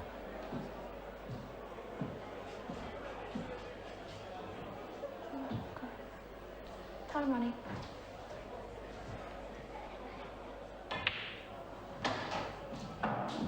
Gareth is making the difficult look easy. So when they are, I don't want to say the word easy, but when they're routine like they are here, I mean, it's just flawless. But even the routine ones need to be taken out. It seems tough to say, but it's so easy to make a mistake. We've seen that in every match so far in this tournament. You only have to go out of position by a fraction, and then all of a sudden the fraction becomes a long way, and then you're under pressure. Gareth is making sure that doesn't happen. When he has run a fraction out of position, he's come up with a big shot and made sure of it. This is the route to the final that awaits maybe Gareth Hibbott or Jon McAllister. They will play Sean Storey in the semi-final. They'll play either Alex O'Donoghue, David McNamara or Mark Farnsworth in the final. We've seen some great pool in this event from Sean Storey, but if he's sat at home watching this, he knows he's probably going to... Oh, the black's in as well, and that's going to cost him a frame. Oh, it goes from bad to worse for Jon McAllister. Oh, that's so unfortunate. Golden duck. Oh, we've seen some things that have been unlucky. When it's not raining, it's pouring. Yeah, it wasn't the best break. He got the white going towards the corner, but for the black to fly in as well, it's just, yeah, that's very unfortunate. And it's the first one we've seen in this event. Yep. How many breaks have we seen in this tournament? The likelihood of a golden break is rare. The likelihood of a golden duck is exceptionally rare. Probably about as likely as seeing an actual golden duck trotting around the park. But here we are. And Gareth Hibbott now, you feel, has got 1 foot in the semi-final. Yeah, I was talking about Jon's temperament at the start of this set and how it had to be very good, but it is normally very good. Now it has to be just outrageously good, because that's going to be tough to take.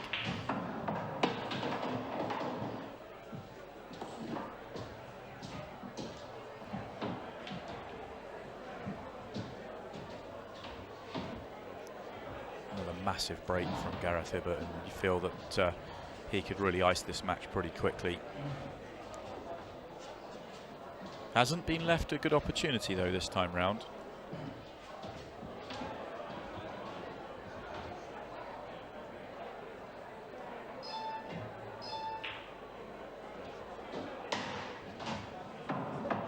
Excellent pot. Tough opener into the centre pocket.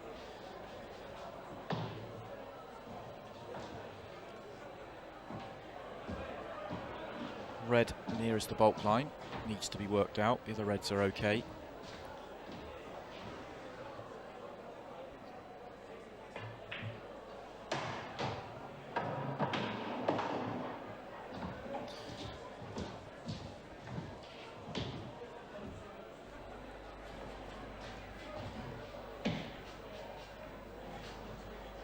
I think he's got the angle just to drift into it now. Will he play this with precision and just drift into the yellow, nudge it out, or is it going to have more pace to it? Of course, it's going to be precise. Ideal world, he would rather have caught the yellow a fraction fuller, because he could have stayed on the red to the top of the table before taking the one at the bottom of the table. Now he has to go in a slightly odd order, and the reason I say that is because the black doesn't go to the bottom right hand corner, so the white's going to be doing some travelling in the next 3 shots.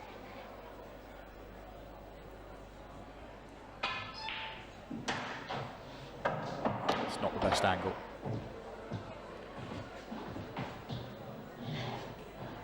Don't know if he's quite got the angle to be able to screw across, or even force an angle to try and get the white somewhere near the centre of the table, except a bad black. Oh, you could see where he was lining it up the shot before.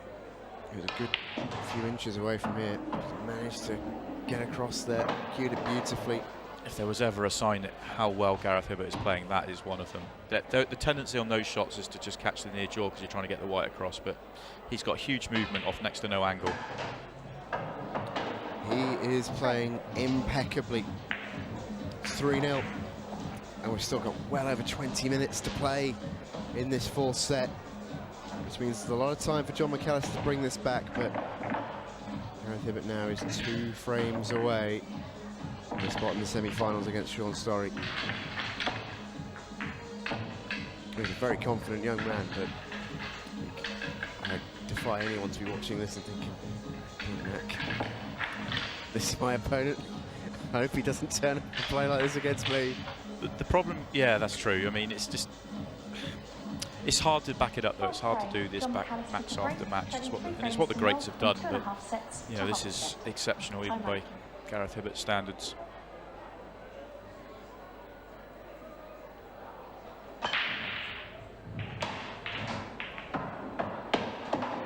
I mean, you've got to give a bit of credit there for Jon McAllister for pulling out probably his best break of the match. In terms of split, that is really nice. Again, that white was tracking a little bit closer to the corner pocket than he probably would have liked. Absolutely no choice but to go reds. Red at the top of the table was blocking the yellow, and he could still pop the red, even though, well, it may be more 50-50 the rest of the table, but these reds aren't too bad for him.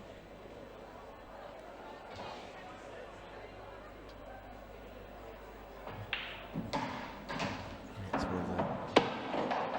one of the oldest sporting cliches in the book now, but this really just has to be frame by frame for Jon McAllister.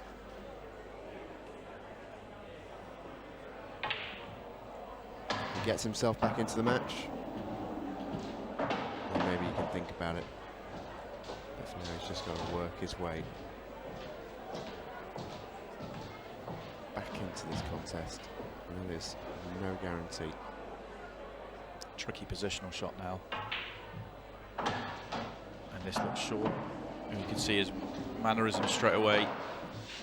He may have just come far enough that he can still make this plant, but he wanted to be fairly straight on it so that he could control it a lot easier. Adds to the tariff not being right behind this. Oh,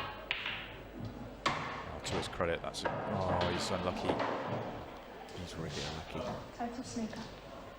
That's a really good shot, potting wise. And he's a couple of centimetres off getting that through the minefield of yellows on the left side of the table. Any fuller contact and it's fine. If it's no contact at all, he's fine. Yeah, that's just unfortunate. Foul. Tough hit. Wasn't even as if he could even think about getting the red ball in the move. It was a tough hit, even the snooker. And you know, we've seen Gareth take out some fantastic clearances in this game, really difficult ones. But we've also seen he's had a few of these where Jon's got quite far into a break, ran out of position, had a miss. From this point, you absolutely put your mortgage on Gareth Hibbott taking the frame out. Yeah, it's just that's the way it's been, and you'd almost put your mortgage on Jon McAllister not playing another shot in this match. You know, bearing in mind, Gareth Hibbott breaks next. The way he's breaking, the way he's clearing up. It's a difficult ball out, and at this point, this should be routine. You can have 6 balls on the cushion and back him to do it at this stage. He really is playing that well. You know, we've seen some fantastic performances in this tournament so far. The ones that stand out particularly were the performances of Mark Farnsworth and Jordan Shepherd in round 1. Probably put Aaron Davies in there as well. I think this jumps into the conversation of best performance we've seen so far in the tournament. Just to add to it as well, he started off by losing the first 3 frames. Jon looked to be in great touch, he looked to be in really nice form. But once Gareth found his gear in frame number 4, he has not looked back.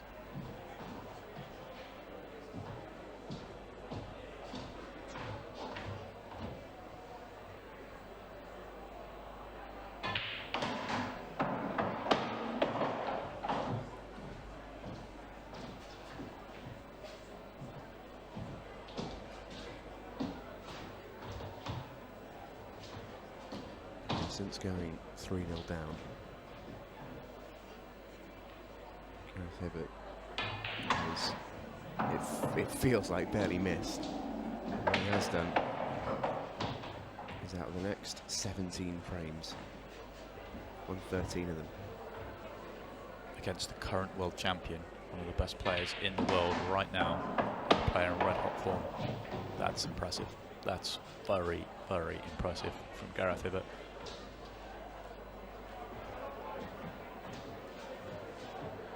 You take a look at how Jon started the match. He looked in really, really good nick. He's taken this game away from him. That's how good it's been from Gareth Hibbott.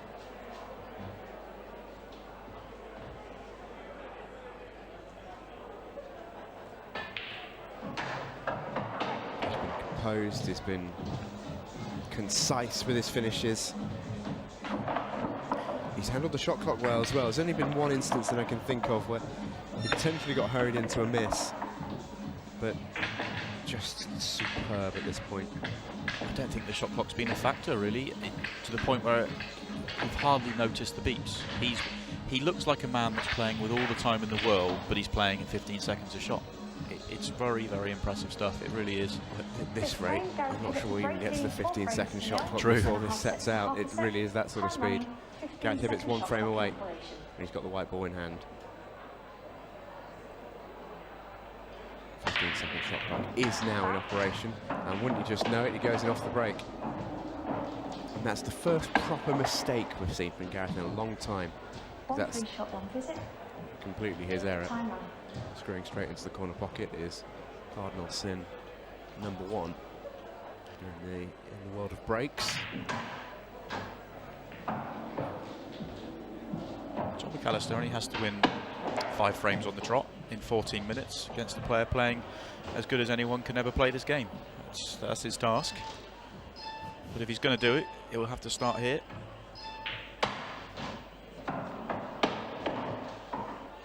pressure, Jon. Yeah, no pressure. But in a weird way, that he knows in the back of his mind that the match is gone here. He's just free arm, you know, his cue arm's gone here. He's just flowing, and you know he might win 2 or 3 frames before he really thinks about it, and then actually he might have 4 minutes to do something.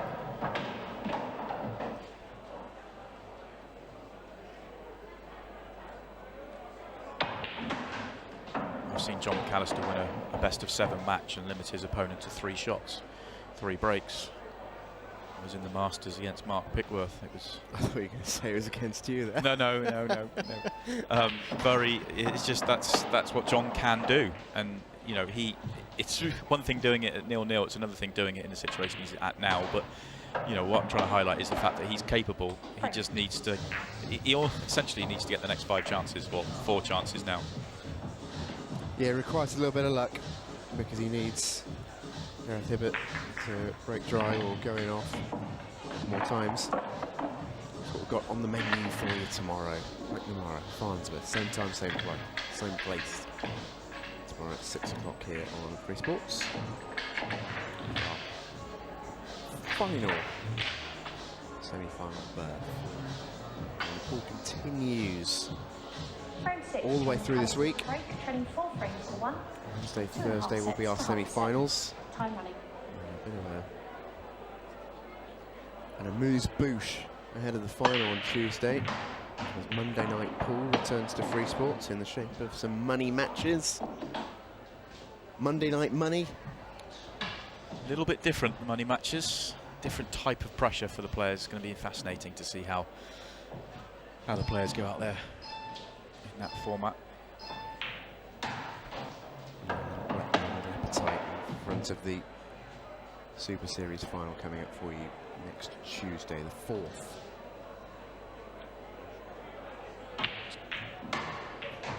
Oh, once again, Jon gets that, just it's a difficult finish. He's trying to make it happen, and on another day, the red misses the white. He's perfect on the ball at the bottom of the table.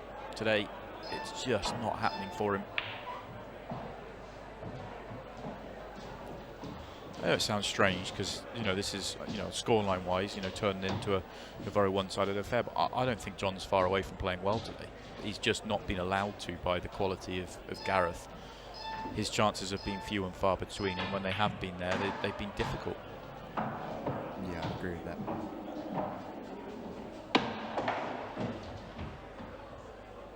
So he needs to develop the red above the black, possibly the black at the same time.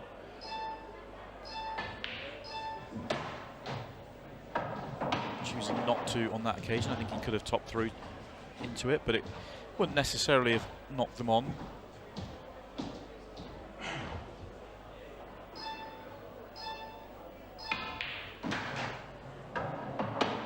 This time he has the angle he wants to go into the red and black. Almost probably wants to catch the black half ball above the black, and then the white will go up the table into the red.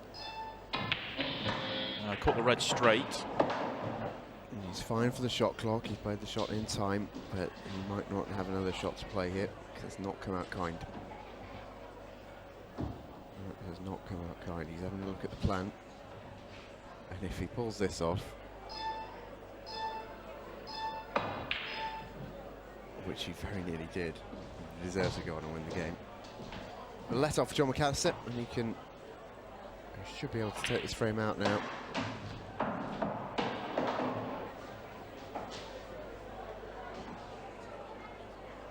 Let's take the yellow nearest the right side cushion before the one just inside it. It's not ideal. Tricky to land nicely on his next ball. It's a delicate little cannon, but he wanted it thicker. He wanted to knock it further down the table, because now what he's got is a poor angle. The white would be going towards the bulk line, and he needs it to go to the bottom half of the table. So he has to play this with a lot of pace, and a lot of pace into these centre pockets is never a good recipe. I mean, you can see there that he's marginally out. We're talking real bare margins there. But at that pace, there's just no way through.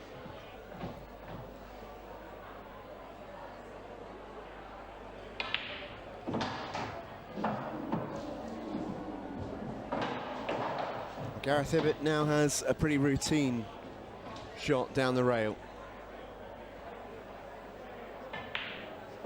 for a spot in the semi-finals. That is a stunning performance from Gareth Hibbott. As good as it's got so far in the Super Series. We'll speak to our semi-finalist after the break.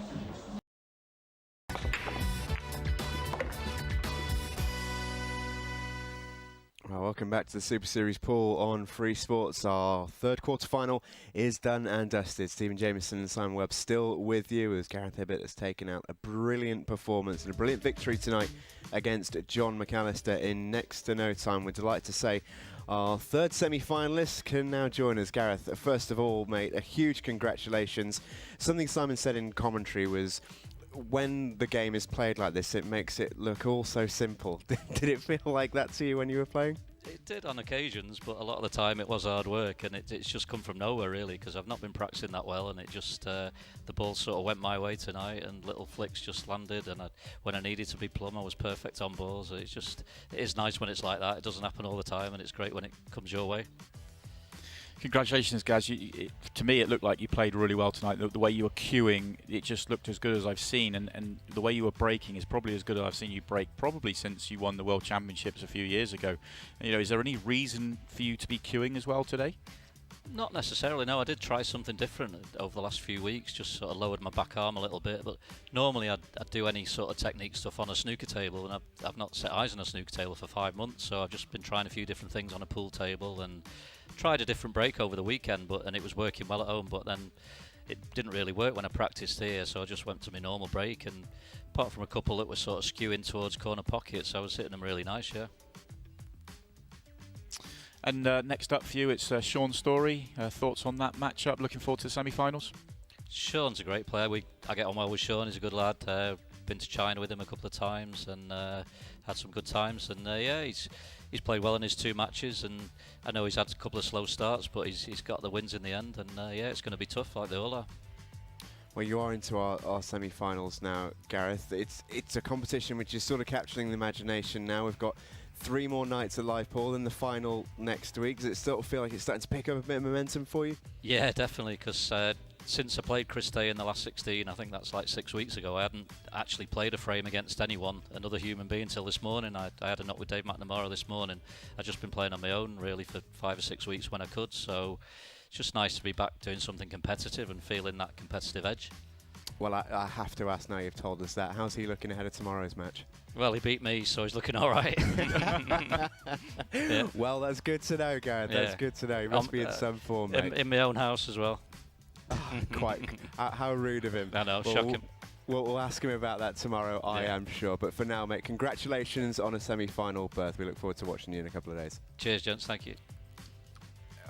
Great spirits as we can see, Simon. And interesting to hear what he said about Dave McNamara. But this is all about the performance tonight from Gareth Hibbott. We mentioned it on commentary. Probably one of the best performances seen in this tournament so far. Really, really exceptional, and interesting to hear that he's been working on different things. You know, this is a player who's been playing Q Sports for years and years and years, but he's still looking to find, you know, the little 1% that make him that bit better, and to do that on a pool table with the level he's already got to is pretty remarkable, actually.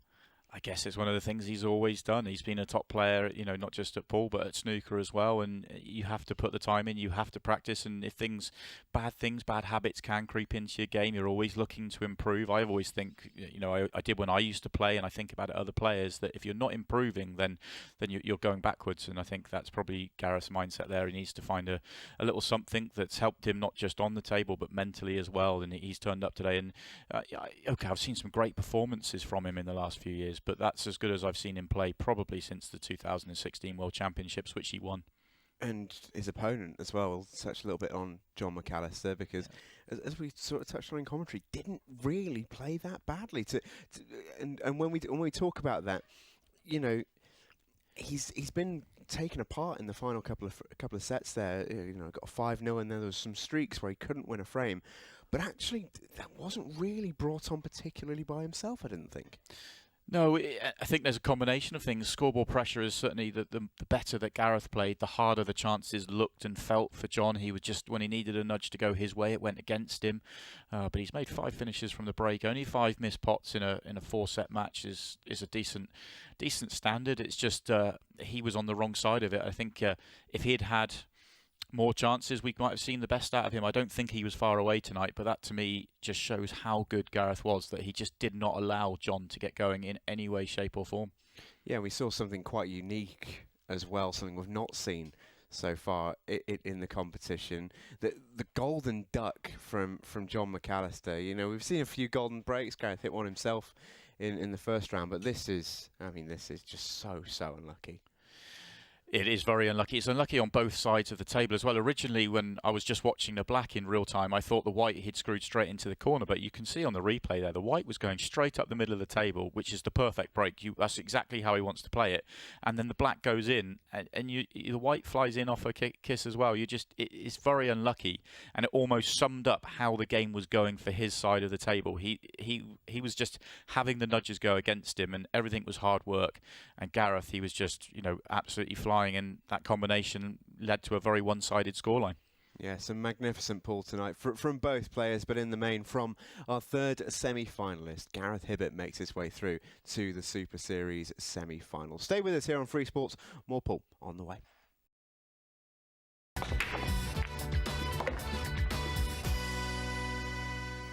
Welcome back to the Super Series here on Free Sports. We are all done for our live pool for the evening. We've still got a treat for you. Fear not. Stephen Jameson, Simon Webb, still with you this evening. And Simon, just before we move on, just a final word for our semi-finalist Gareth Hibbott. A phenomenal performance against Jon McAllister tonight.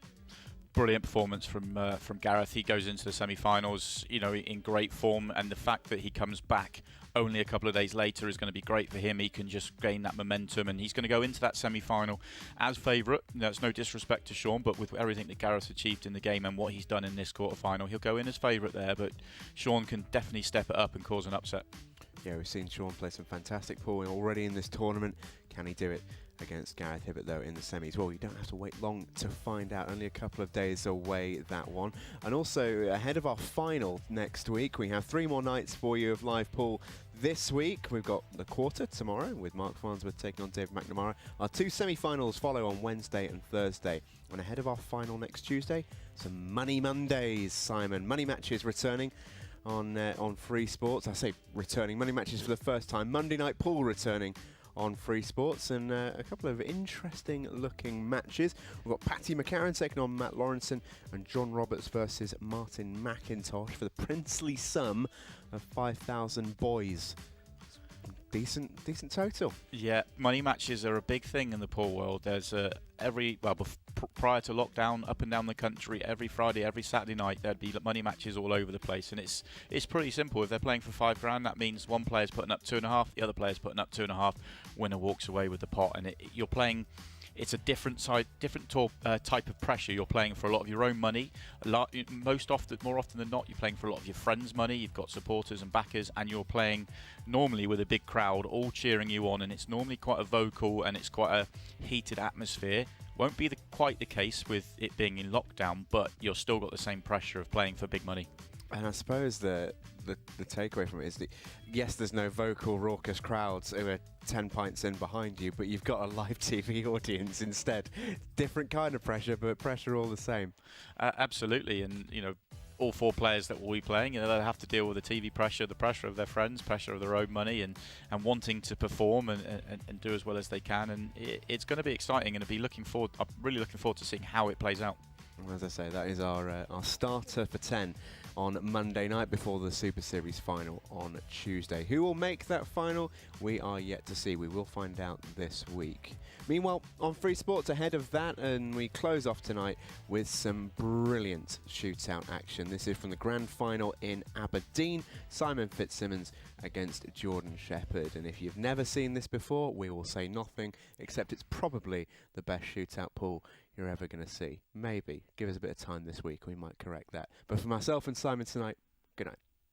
Stages and came through as runners-up in their groups. And once we got to the knockout stages, they kicked on another gear.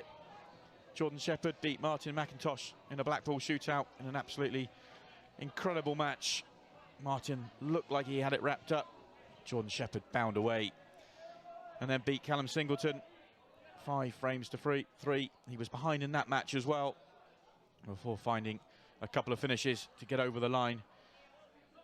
Simon had to fight very hard in his side of the draw as well. Played the form player of the weekend in Chris Melling and had to come from behind to win that match, 5 frames to 3. And then we've just seen him beat David McNamara in an epic match, 5 frames to 4, 3-0 ahead, 4-3 down, and he found 2 finishes. Huge bottle from the bouncer.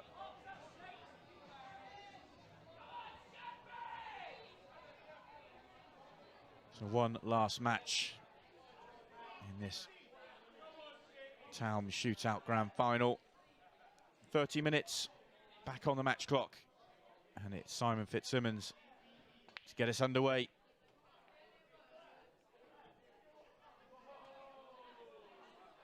In that semi-final and the end of his quarter-final, he was breaking absolutely huge, leaving very simple finishes whether he made a ball or not. This time he's made a ball, and it's another very, very big break.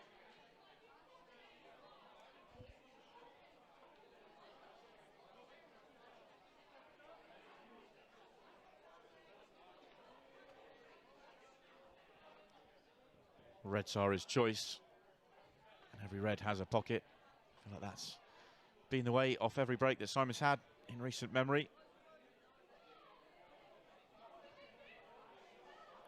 Just has to work his way down the table.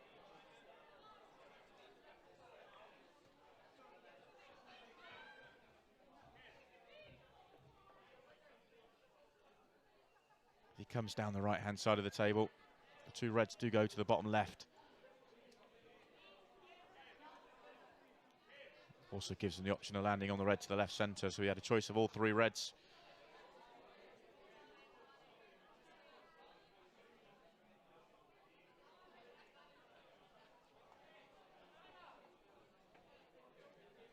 Perhaps a touch short of perfect position this time. I think he's just about straight enough to drift through. Oh, he is straight enough.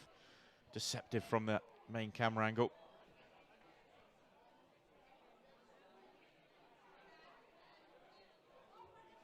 Doesn't want to be straight this time. Straight would stop him from getting perfect position onto the black. Just enough angle to punch across the table. And this black to get the first frame of this final on the board. And in it goes. What a start for the bouncer. A break and clear gets him underway, 1-0 ahead of Jordan Shepherd. Yeah, two players who've shown real bottle to go the distance.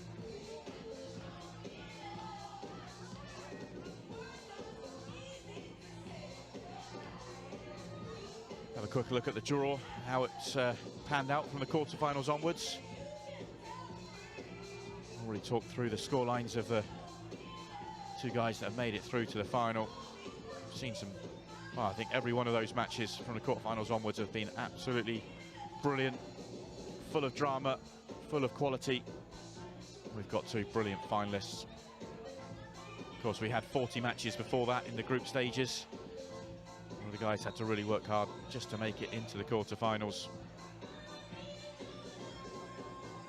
You look like you had some fun in the arena for the announcements, George. Well, as I said, it's been a long day for everyone. I don't think there's any malice there from any of the spectators. Just the odd bit of booze. Yeah, it looked like he'd certainly enjoyed himself throughout the day. Jordan Shepherd said to me, "Who was he?" So how should I know? But it's the fans. Let's not criticise them. It was all in, well, relatively good spirits, albeit drunken. It's the fans who create the atmosphere that makes this event. Let's not forget that. Yeah, it certainly is. It's the atmosphere. It really does, as you say, make the event. It's what makes this event so special. And the fans have been brilliant all weekend, created a brilliant atmosphere for these players to play in and for us to enjoy. Oh, it's a wide from Jordan Shepherd. Got fortunate with his first shot. He thought once it had dropped in, he was going to take those out, but a bad mistake.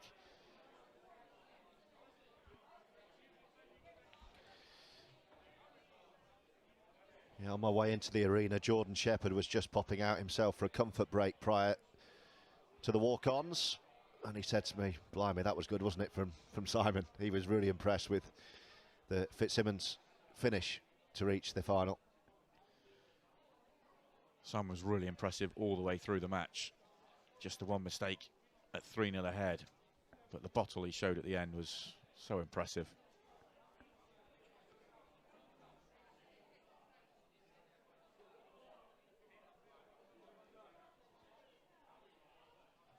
It's so much harder when you get off to a flyer, you get yourself ahead and your opponent comes back. So much harder to hold it together when you get another opportunity. And that's what Simon did so well. It wasn't just the finish in the deciding frame. The clearance he took out in the frame before to take us to a decider was brilliant.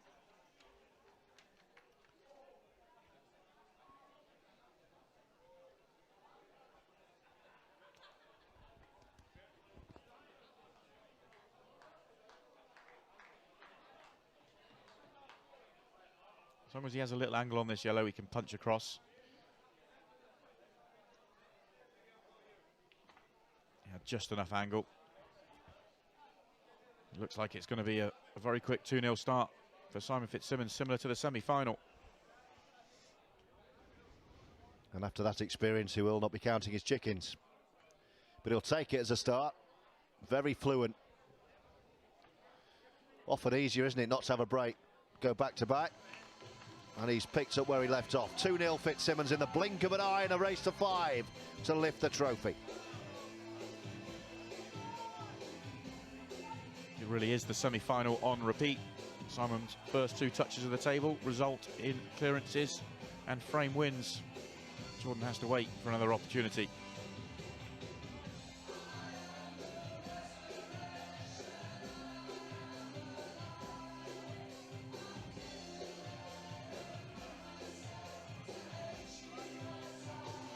Simon's just going to be looking for the same again. His last few breaks have been absolutely brilliant. More of the same would give him a 3-0 lead. Still a race to 5 in the final. Jordan will be thinking, not now. I've won 5 of these, beaten you in 2 finals. Don't be beating me when it matters most. You know, he will not want to give up his crown.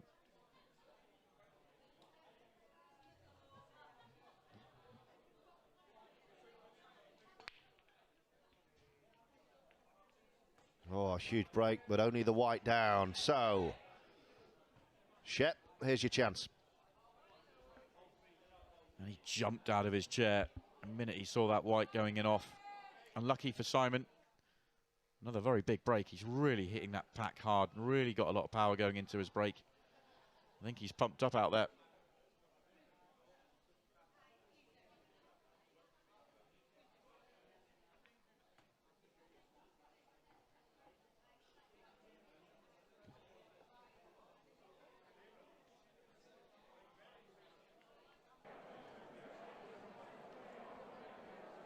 These are all there for Jordan Shepherd to get his final underway. He has to hold himself together, work his way around the table, but they are there.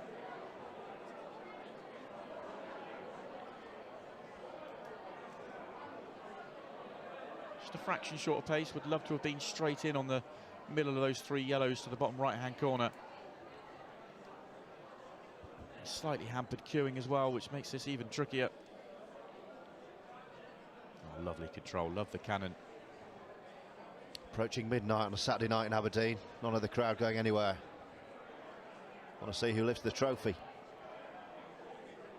Anyone's guess. He could chalk off the deficit so quickly, Jordan Shepherd. And he's halved his arrears in the blink of an eye. Shepherd 1, Fitzsimmons 2. 5, the magic number to win the grand final.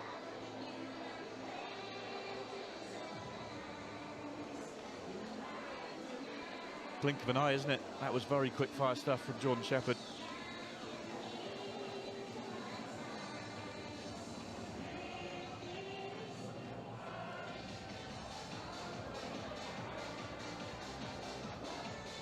When you consider the position that Jordan Shepherd's been in a couple of his matches throughout this knockout stages. It's hard to believe he's in the final and he's still fighting away with an opportunity to win this trophy.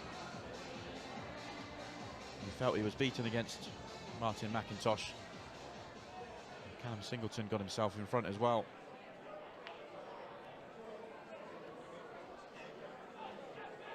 Yellow into right centre. Black almost followed it over. Won't be taking yellows. Well, the problem if he goes reds, which he's almost forced to do, he may have a yellow onto the corner, is the red to the bottom left. It's a really bad red to solve.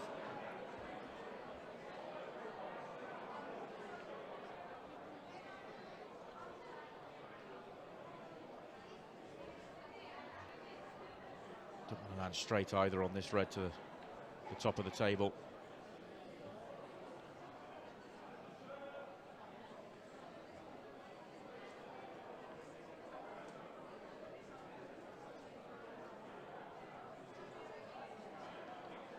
I think we just have an issue with the shot clock. Yeah, well, luckily, the way these two play, it's not actually that much of a factor. Especially in the first 15 minutes, the 30-second shot clock, neither player is even getting close to their beeps. You're right, there is a technical issue. Shot clock has disappeared there in the middle.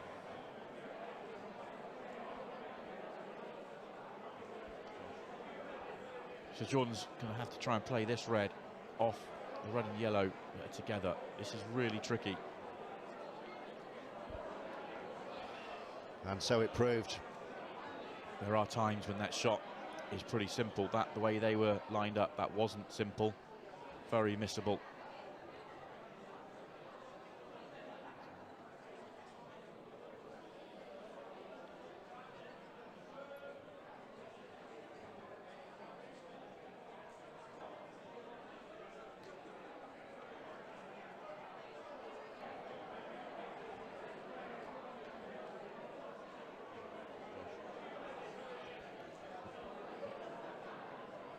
The shot clock is back up and running. Didn't take long.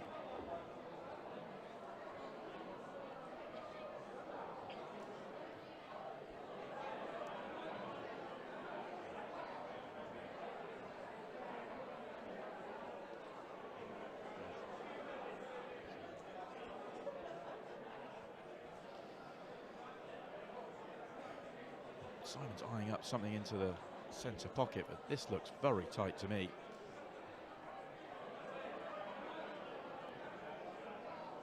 He's having to swerve it as well. Oh, what a shot. Squeezes it in off the yellow.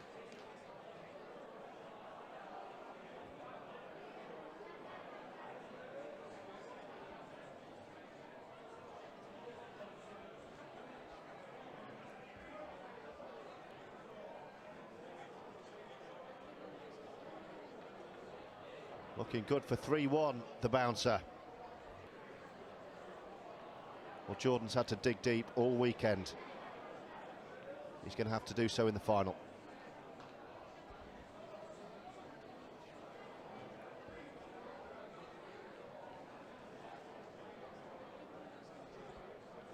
Fitzsimmons is feeling it. Shepherd shaking perhaps. 3-1 in a race to 5. It's advantage the bouncer for the Gary Forbes Trophy here in Aberdeen.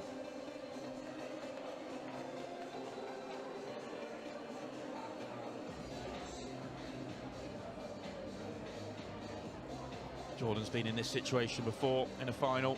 Found himself behind to Liam Dunster in what turned out to be an absolute epic match in Doncaster. He fought his way back, nearly won it at the buzzer. Did get over the line in a black ball shootout.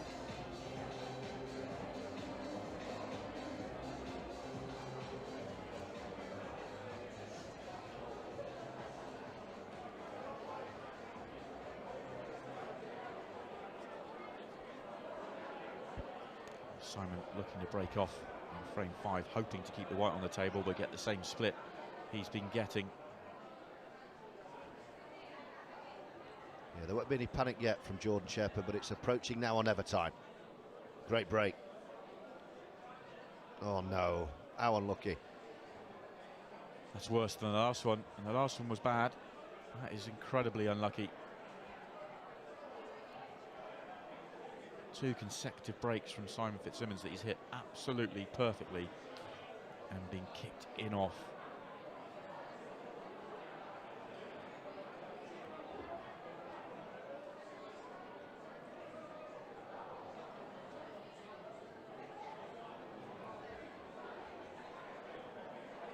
Open table means he can play yellow onto red and take reds, which is what he's done.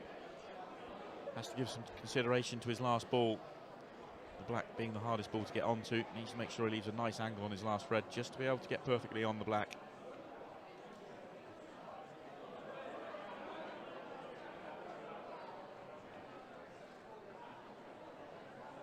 And he has done so.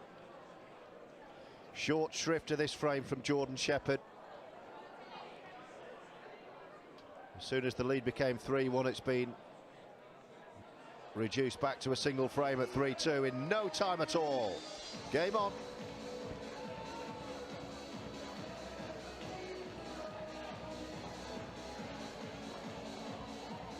Probably the quickest frame of the final so far. Jordan wasting no time to punish that. Bit of bad luck from Simon. Bad luck to be kicked in off like that, but to have it 2 frames on the trot when you've broken so well, especially in a final.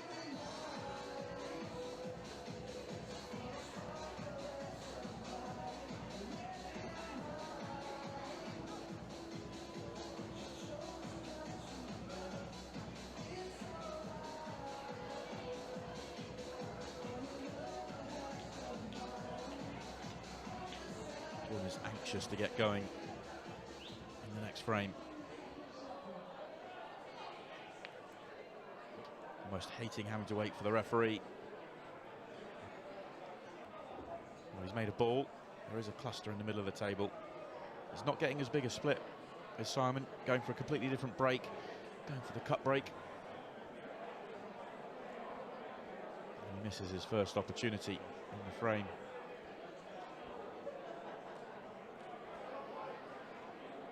Jordan's made a ball off of each of his breaks in this final, but he hasn't left a good layout in any of his chances.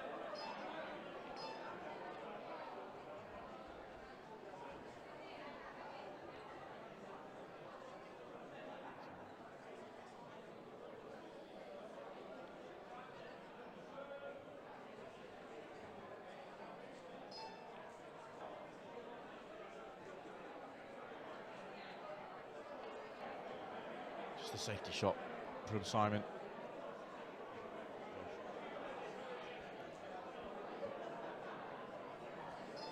Similar story from Jordan Shepherd, but he's got that one wrong. He's looking to get that yellow across and cover the pocket.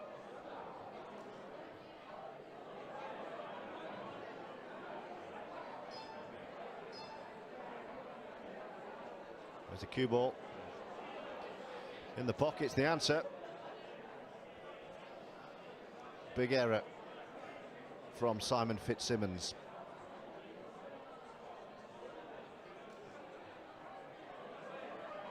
A free shot for Jordan Shepherd. Open up this table. He's going to try and open up the cluster.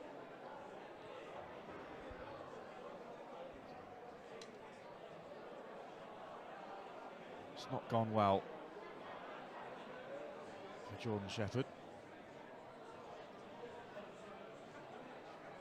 A couple of yellows coming together on the right-hand side. Yellow a problem at the top of the table. And he misses his next pot. Poor visit to the table for Jordan.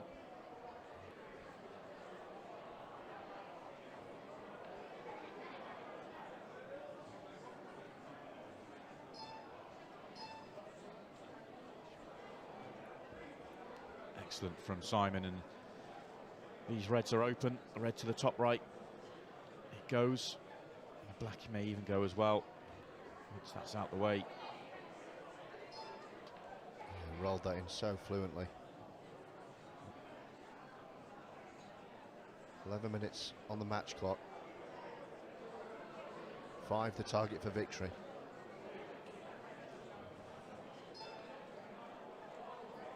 And it goes. Not the easiest positional shot here for Simon.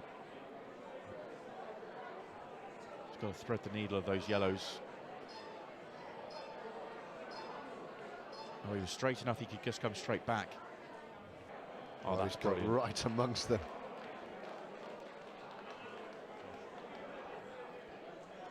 He's got so close to this red, he's going to need the rest. That's why the referee has called time off. Shot clock off, match continues. It's the first time I've seen this all season. Rest being used. Needs a nudge. This is delicate.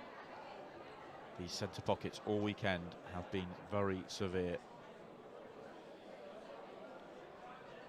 The most delicate of blacks for 4-2.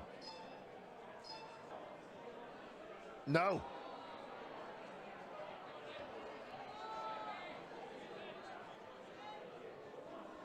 How big a moment could that prove? Well, it's a let-off for Jordan Shepherd. It was a bad mistake at his last visit to the table. He comes to the table this time with a good opportunity.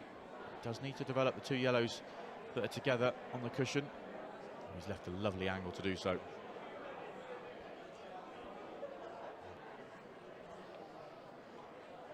Great shot. Wonderful shot from Jordan Shepherd.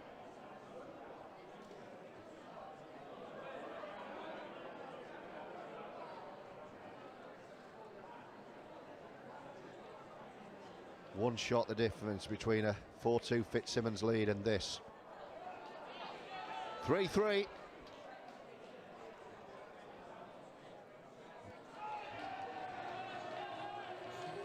Two in a row from Jordan Shepherd. He knows how to dig deep all right.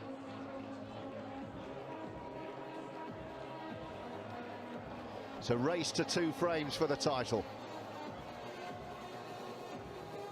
It's a big let-off from Simon Fitzsimmons. That was a really difficult black. I fancied him to pot it.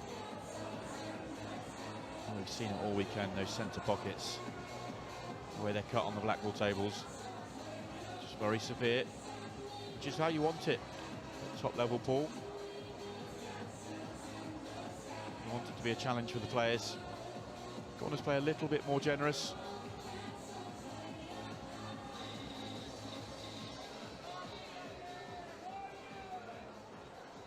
And what's Simon's break going to be like this time? It's always huge. It's just a case, can he make a ball and can he keep a white on the table?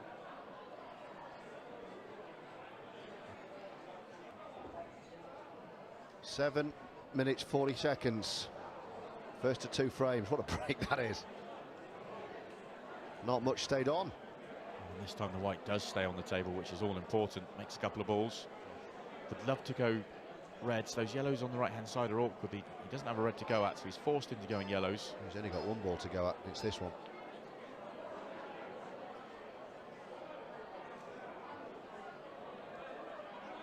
On the plus side, it's a shorter numerical route.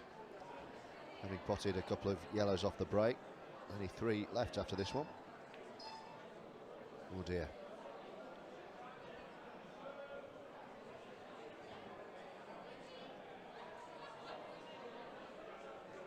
Starting to get into trouble in this visit. Just opted to try and take the pocket in the end. And that's not bad. Certainly blocked off 1 red.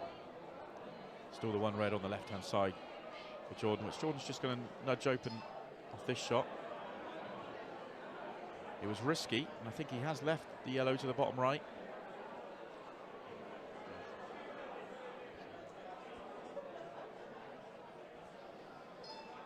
Yes, he has, as you can see. Simon went for the cannon. He's got the yellow up the rail.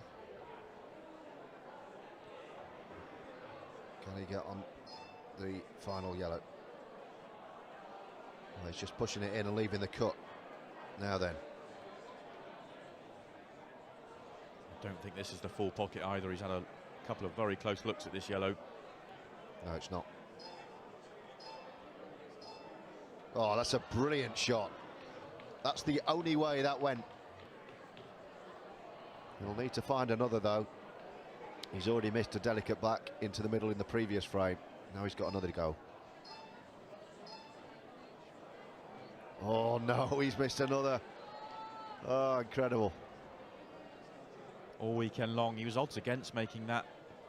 The way the players have struggled with the centre pockets all weekend long. Shepherd is like a predator, out of his seat, like a vulture, feasting on the scraps. That's a loose one. Nudges the red. Safe. Or safer. Yeah, that's changed the complexion. He's just opted for the safety. Said to Simon, you move it then. I think Jordan was also, that was clever. He was trying to get the red to go up and block the one cushion. He's not quite managed it.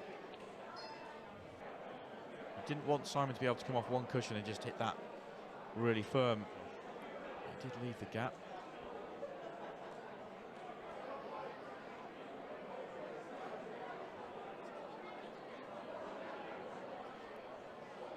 That's another snooker from Jordan this time. It's a good one. And this will all suit Jordan Shepherd because he's a big favourite to take this frame. And with the clock ticking down, it's leaving Simon less time and less chance to respond. Now will he clear? It's still tricky.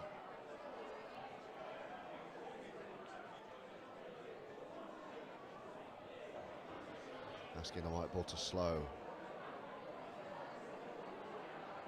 Needs to land straight, just about straight on the red to the top right, drift in alongside the black, make a good pot down the rail.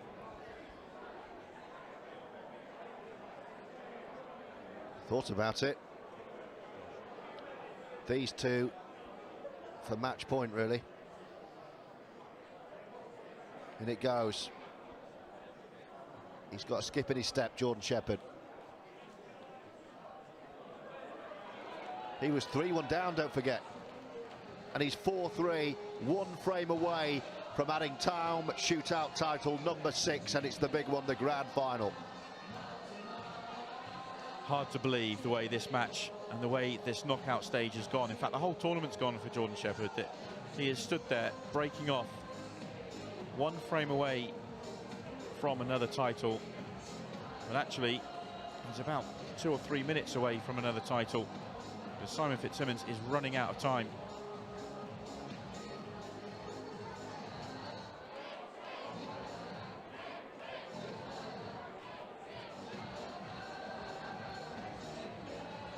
Here we go.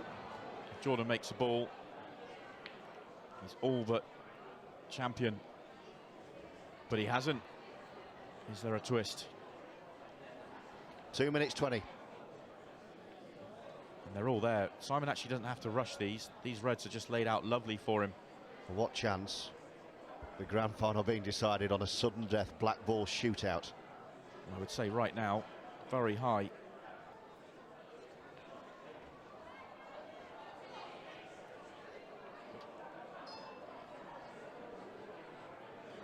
You might all want to add 20 minutes to that morning alarm.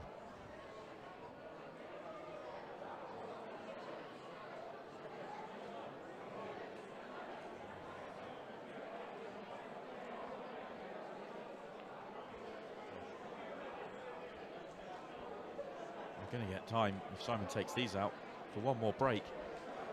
Probably won't have time for the whole frame to be played, but have time for the break. Oh, what a finish, what drama.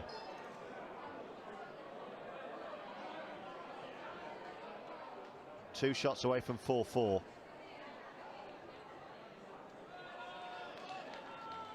One straightforward black away from 4-4. 4-4 in the grand final with barely any time for one more.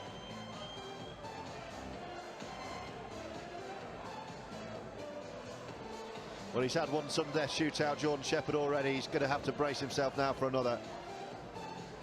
He must have thought that he was home and hosed. Jordan Shepherd wouldn't never do it, but he must have given some thought to the cut break. Oof. 40 seconds. I don't think so. Well, they're there. The table is actually open for him. Don't think he's quite got enough time. He's going to be a 15 seconds short, I think. Yeah, and he can't afford to play any of these shots hard because he's got to wait for the white to stop. So it's not going to happen. We are going to have a sudden death black ball shootout to find the champion. Oh, hello. No, he's going to be one ball short, isn't he? 10 seconds. He couldn't, could he? He could. He could. He could. What a finish. 2 seconds. It's there. Oh, my word. That's unbelievable. Absolutely unbelievable. 2 seconds to go. It's a 43-second full table clearance for the bouncer. Simon Fitzsimmons has beaten Jordan Shepherd. He has won the grand final in these most dramatic of circumstances. Wow! How has Simon Fitzsimmons found that finish? We were saying there was no chance with 15 seconds to go. He still had 4 balls to pot. It was unbelievable that Simon could make that finish. That will never, ever get old, will it, Simon? Incredible. Just goosebumps watching it again and again and again, and I've watched it plenty of times, I can assure you. It was an absolute pleasure to be there and to watch it again. Brilliant. And one of the things that we probably haven't talked about that match was just the crowd and the atmosphere. It's one of the first times Paul is in with the position that Paul is in, to see a crowd of about 250, 300 people there, packed to the rafters. Great venue in Aberdeen, and an absolutely brilliant ending to a brilliant tournament. Yeah, it really was sensational, and we were watching that because the action tonight ended a touch prematurely. Gareth Hibbott has wiped aside Jon McAllister, the current world champion, to take his spot in the semi-finals. A really, really impressive performance, Simon. Let's talk a little bit about this. Gareth Hibbott, 3.5 to 1/2 victor over Jon McAllister, and having been 3-0 down in the first set, he then proceeded to only lose 4 more frames in the ensuing 17, which is a remarkable streak. He was on fire tonight. Absolutely incredible performance from Gareth. He started off slowly, but not on his side of the table. It was more because Jon started off quickly, but the way that first set turned around, and it was a critical moment in that first set where Gareth was fortunate to have a little bit of lady luck on his side, made a fluke, and then from that moment on, it was one-way traffic. And best I've seen Gareth play for a long, long time, and if he continues like that, he's going to take some beating in this tournament. Yeah, he was in really good spirits afterwards as well. He takes on Sean Storey in a couple of days in the semi-final. We still have one more semi-finalist to find. It'll be between one of these two. David McNamara takes on Mark Farnsworth. Same time, same place, tomorrow night on Tuesday, and we cannot wait to bring you that one. If it's anything like tonight's encounter, we are in for some more special pool on the tables here at West Midlands. Simon, thank you so much for your company tonight. Thank you so much to yourselves as well. We'll join you again, as we will most of the week. Same time, same place. Tomorrow, 6 o'clock. We'll see you there. Too fast, too fly, too flaunt it, too gas, too high, yeah, we on it. We go wherever the crew going. I'm ready, so tell me who want it.